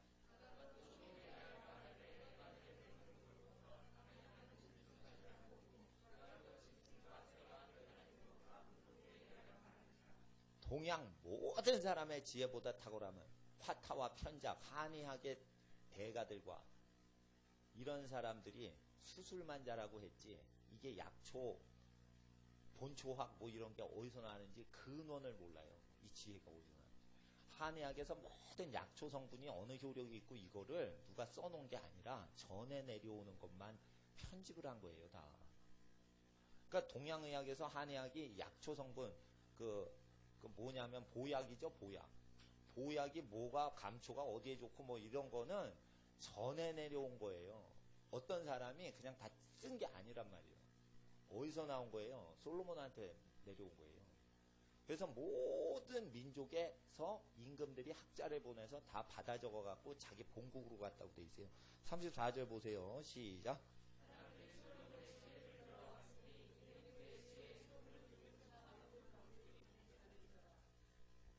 34절 모든 민족 중에 솔로몬의 지혜의 소문을 들은 천하 모든 왕 중에서 그 지혜를 들으러 왔더라. 옛날 성경에 그렇게 돼 있어요. 그럼 모든 민족에서 기원전 900년경에 솔로몬에게 왔다. 기원전 900년경에 솔로몬한테 와서 동양의학을 다 배워서 동양 모든 사람의 지혜보다 뛰어난 솔로몬의 동양과 서양의 가운데 사는 중동 지역에서 다 배워갔다. 그러니까 우슬초부터 해서 요만한 이끼에서부터 뭐 백향목과 같이 아름들이 수 100m짜리 나무까지 전부 약성분을 다 논하는 거예요. 엄청납니다. 이게 재판만 잘하는 게 아닙니다. 정치 경제만 잘하는 게 아닙니다. 완전히 이거 식물학까지 완전히 아니에요. 천재입니다. 천재. 이거는 배우지 않고 아는 현상이에요. 배우지 않고 알아야 돼요. 그 현상 때문에 한의학이 생긴 거예요. 그러니까 서양의학이 아닌 거예요. 서양도 아니요, 동양도 아니요, 중간에서, 중동에서. 거기서 다 퍼져나간 거예요. 그래서 그 위치가 일반 은총의 지식이 전 세계에 퍼지도록 그 땅을 아브라함 후손에게 주신 거예요. 그래서 팍 5대학, 아니 그러니까 5대륙으로 그냥 퍼져가는 거예요. 6대륙. 오세아니아 빠지면 퍼져가는 거예요. 그래서 하나님 앞에서 이 모든 지혜는요 하늘로부터 내려와서 좋은 것은 다 하나님으로부터 온 거예요. 허준이 동의보감을 편집만 했지 쓰지 않았어요. 자기 지식이 아니에요. 전에 내려오는 것을 편집을 했다고 돼 있어요. 그럼 누가 쓰셨냐 이게. 자연이 말한다 이게요. 감초 성분이 있을 때 감초를 딱 먹을 때 어떻게 해요? 딱 먹을 때 느끼죠. 무슨 열매가 나죠. 근데 보세요. 아담이 타락 전에 보고 이름을 정하죠. 볼 때 그 속성을 전부 알아서 이름을 정한 거예요. 아담은 딱 보는 순간 그 기능과 모든 성분을 알아내는 신적 지혜가 볼 때 생겨요. 그래서 솔로몬에게 이 현상이 타락 이후의 세대 중에 가장 크게 임했는데 어느 식물을 딱 보면 그걸 통달하는 현상이 일어나죠. 그리고 가끔가다 이게 일반은총으로 나타나는 게 있어요. 환자의 얼굴을 보면 보약 성분을 어떻게 편성을 해야지 될지 딱 뜨는 의사 선생님이 있어요. 요게 뭐예요? 그 환자를 도와주려는 하나님이 뭔가 지식을 이렇게 주는 현상이 나오는 거예요. 그 사람이 진짜 한의사예요. 환자 얼굴을 딱 보면 성분을 다르게 처방을 해줘야 돼요. 이게 진짜 의사예요. 근데 환자를 딱 보고 뭐하고 그러면은 10일 전에 온 환자하고 비슷하네. 그 사람 저 준 거 해줘야지. 딱 해가지고 그냥 이거면 공부해서 하는 거기 때문에 이건 하늘이 내신 의사가 아니에요. 그러니까 의사분들도 이걸 알아요. 근데 그런 의사가 많지 않으니까 그냥 배워가지고 그냥 지식적으로 해가지고 이렇게 하는 거죠. 그래서 경험이 많은 베테랑 의사가 좀 잘 고치는데 하늘에서 어떤 은사를 주신 경우에는 환자 얼굴 딱 보면 그냥 안다. 이거 딱 줘야 돼요. 그래서 모든 민족 중에 탁월한 지혜를 주셨는데 옛지에도 이렇게 탁월한 지혜를 주셨지만 영의 세계의 모든 저주를 끊고 하늘의 모든 복을 끌어내리고 땅의 모든 저주를 끊고 땅의 축복을 회복시키는 복된 소식은 예수의 말씀으로 다 귀결됩니다. 근데 예수의 결혼법, 이 복은 가정에 내리는 것인데 가정을 결성시키는 법 자체를 잘못 가르쳐 놓으니 노아의 때와 같이 어떻게 해요? 사람이 갑자기 죽어버립니다. 그건 왜 잘못된 거예요? 시집가고 장가가고 이 법이 잘못된 거예요. 먹고 마시고 무엇가 잘못된 거예요? 정욕을 일으키는 요소를 가리지 않고 몸을 위해서 정욕을 위해서 하는 거예요. 먹고 마시고. 그래서 어떻게 해요? 성령이 떠나가시는 거예요.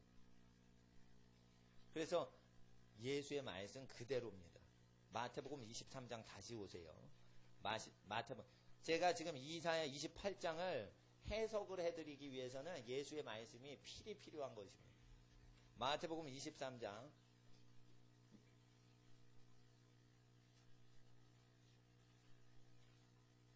13절 읽어주세요. 시작.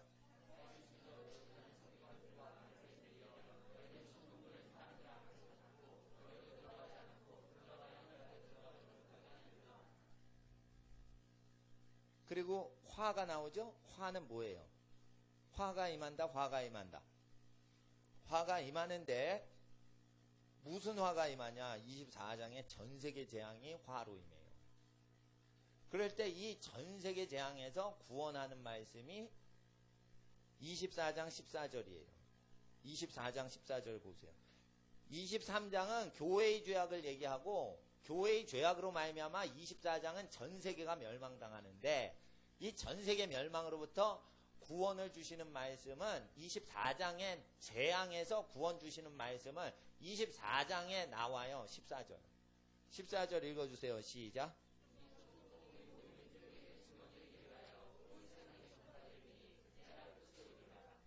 그래서 이 마태복음을 그대로 믿어야지 구원을 받는데 마태복음을 믿지 않아요. 갈라디아서가 복음이다. 그래서 죄 짓고도 천국 간다. 이렇게 가르쳐버리니까 저주를 당하는 거예요. 갈라디아서 원문에 의하면 내가 전했던 복음에 갈라디아서보다 먼저 전했던 그 내용 이외의 다른 복음 전하면 저주받아라. 이 뜻은 뭐냐면 예수 설교하신 복음서 내용과 다르게 갈라디아서나 다르게 로마서를 전하면 그 전도자는 하늘의 천사라도 저주를 받으라. 그러니까 예수님이 어떻게 하면 인류가 멸망한다 가르쳤는데 이 내용 이외에 다른 걸 가르치면 저주를 받으라. 예수님이 어떻게 하면 가정이 온전해지고 어떤 것은 간음이다 했는데 이혼하고 재혼하면서 예수의 법이 폐해지도록 가리키는 결혼 상담하는 기독교 상담소 모든 사역하는 사람들과 목회할 때 교인을 상담해주되 인간적으로 상담해주고 예수의 말씀으로 상담 안 해주는 자에게는 다 저주받아라. 그리고 제일 많은 게 뭐예요?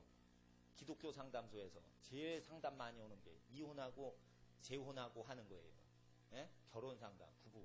그리고 두 번째는 상속 문제예요. 상속 문제. 상속 문제가 나올 때 예수께서 말씀하실 때 어느 사람이 왔어요.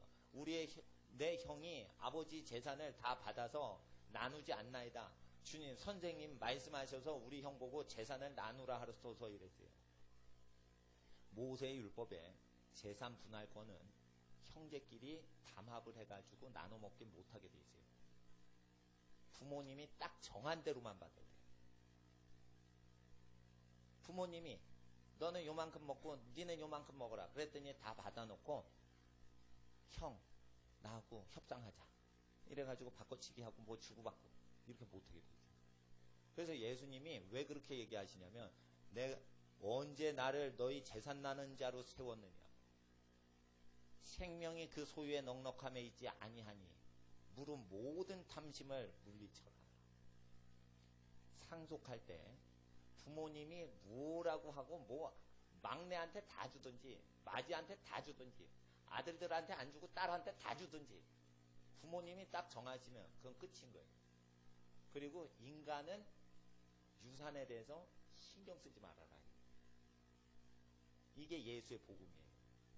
그러니까 복음을 안 믿는 것들이 나타나서 네? 나한테 돈을 안 준다고 그래. 난 초기에 목회할 때 잘못 목회를 했어요. 실제 그런 나이 드신 여자분이 오셔가지고 결혼을 했는데 친정에서 아버지가 재산을 오빠한테 다 주고 나한테는 안 줬다. 그래서 내가 뭐라고 처음에 상담해드렸냐면 개척하고 나서 우리 교회는 안 나오시는 분인데 상담받으러 오신 분이에요. 어우 서운하시겠어요. 서운하시겠어요. 오빠한테 그렇게 재산 다 주고 착한 딸한테 그렇게 재산을 안 주시니 서운하시겠어요. 부모님한테 잘 좀 얘기해 보시죠. 아주 인간적으로 상담을 한 거예요. 그렇다고 내 딴에 엄청 머리 써가지고 착하게 그냥 상담을 해주려고 그런 거예요. 복음설 딱 했다가 예수님 나하고 다르게 하지 않네. 상담 잘못했잖아 그때. 생각이 나더라고.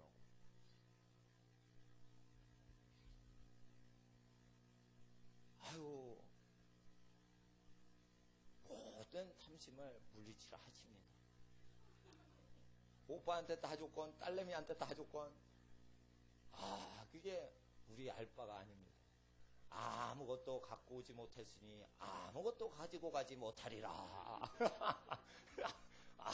이렇게 했어야지 목회 잘한 건데 내가 그냥 아마추어로 진짜 너무 수준 낮게 처음 했어요. 그러니까 나는 눈에 보이는 현상 귀신 들렸어. 그럼 귀신 떠나야겠지. 돈이 안 벌려. 그러면 돈이 들어오게 하고 이런 쪽으로 자꾸만 집중을 하는 거예요. 그러니까 예수님이 원래 분부하신 내용에는 이게 그건 두 번째고 중요한 건 이제 눈앞에 펼쳐지는 뭐 문제를 해결해야 되는 거예요. 그러면서 근본적인 복된 소식을 버리고 그 현상에 맞춰서 이거 하는 거죠. 그렇게 되면 어떻게 되면 교회가 망가진다는 걸 알아요. 그래서 이 나중에 재앙이 어떻게 오냐면요. 이 탐심으로 오고요. 이성적인 문제로 오고요. 집안에 이 이성 문제가 들어오는데 합법적인 결혼 형태로 잘못된 이성관계가 들어와요. 그러니까 잘못된 이성관계가 들어오면은 집안에서 들어오지 못하게 하니까 마귀가 잘못된 이성관계가 결혼이라는 포장지를 뒤집어 쓰고 들어오게 하는 거예요. 그러니까 결혼은 딱 한 번 하고 끝나는 거예요. 일주일 딱 살다가 과부가 됐어. 그럼 평생 과부로 사는 거예요. 사람 안 나타나면. 안나 선지자처럼. 그러니까 결혼은 딱 한 번으로 족하는 거지 2번은 한다. 이거는 철이 없어서 그런 거예요. 결혼 2번 하신 분들은 다 공통점이 철이 없는 거예요. 나이가 60이 넘어도 철이 없는 거예요. 그 정욕을 다루질 못하는 거예요. 왜 마음이 사랑해서 그랬어요. 그러면 마음으로 축복하고 사랑하면 되지. 왜 육신으로 할머니 돼가지고 같이 할아버지 돼가지고 살라고 그래. 그건 육체적으로 뭘 원하는 거예요. 그러니까 하나님 앞에서 이 말씀이 맞는 거예요. 근데 이 말씀이요, 바울 서신하고 똑같아요. 그래서 우리가 다시 이사야서 28장을 가시겠습니다. 이사야서 28장을 이해하려면 이 베드로 전설을 완전히 이해를 하셔야 되고요. 그러면 현대 기독교의 문제가 여기 다 드러나요. 그렇기 때문에 우리가 이것을 깨닫고 나서 현대 기독교가 치유를 왜 못하는지, 사회 문제 왜 치유 못하는지를 이해를 해야 된다는 거죠. 그리고 우리가 방식대로 익숙한 대로 제가 잘못된 상담을 해드렸던 기억과 같이 잘못된 우리의 어떤 것이 있으면 깨닫는 즉시로 다시 바꿔가지고 다시는 그런 실수를 안 하는 것이죠. 그러면 사람이 누구나 처음에는 실수를 하지만 예수의 말씀을 깨달을수록 점점 온전한 길로 우리가 인도받는데, 그 길이 좁은 길이라 오는 자가 없는데 멸망의 길은 넓은데 많은 사람이 그 길로 가더라. 그 멸망의 길이 뭐냐? 자기 마음대로 인권을 주장하면서 이혼하고 재혼하는 인권을 주장하는 거예요. 이게 저주받는 거예요. 그래서 이사야서 28장에 보시면요, 16절을 보세요. 16절 시작.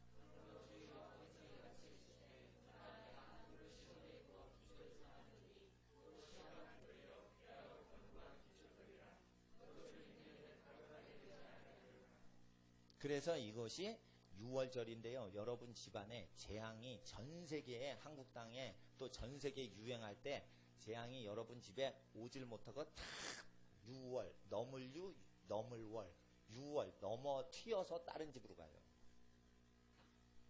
그리고 여러분 집에 다가오는 재앙도 피해가고요. 여러분 집에 머물렀던 조상의 유전되던 모든 저주도 지가 알아서 나가요. 그러니까 밖의 재앙은 피해가고요. 안에 있는 재앙은 끊어져 버려요. 무엇하면 시온의 한 돌을 주셨으니 이분은 베드로전서 2장 4절에 예수 그리스도시라. 그분을 믿어라 이거예요. 그래서 상속 문제 딱 나올 때 복음을 딱 증거하세요. 그래서 딱 이렇게 하셔야 돼요. 아브라함은 부모님 재산 의지 안 하고 본토 친척 아비집 떠났지. 그러면 큰 거부되게 해주실 때는 하나님은 꼭 유산을 의지하는 자에겐 큰 재물복을 안 주시고 자립하고 무일푼으로 입지전적으로 스스로 일어나려고 하는 자에게 큰 복을 주시는구나. 이걸 딱 알면은 유산 나한테 안 주셔도 됩니다. 난 일용할 양식만 있으면 내가 일해서 내가 퍼주긴 해도 뭘 받아내는 게 퍼주는 것보다 더 많으면 난 재미없습니다. 그런 인생 살 수 있도록 하나님이 부르시는 거죠.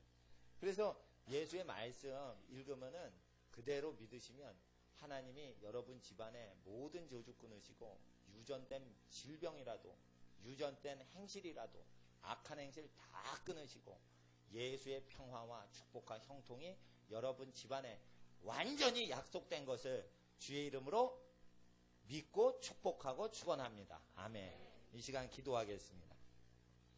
아버지 하나님, 말세 때에 노아의 때와 같이 온 땅이 멸망할 때에 하나님의 말씀을 짜집기 한다고 하셨사오니 우리는 하나님의 말씀에 더하거나 빼지 않게 하옵소서. 요한계시록 마지막 명령이 이 예언의 책에서 더하는 자에게 모든 계시록의 재앙을 더하실 것이요, 이 예언의 하나님의 말씀 성경책에서 어떤 구절을 뺀다면 생명책에서 그 이름을 뺀다고 하셨으므로 우리가 하나님의 말씀을 더하거나 빼거나 조작하거나 짜집기 하는 모든 세상의 방식을 거부합니다.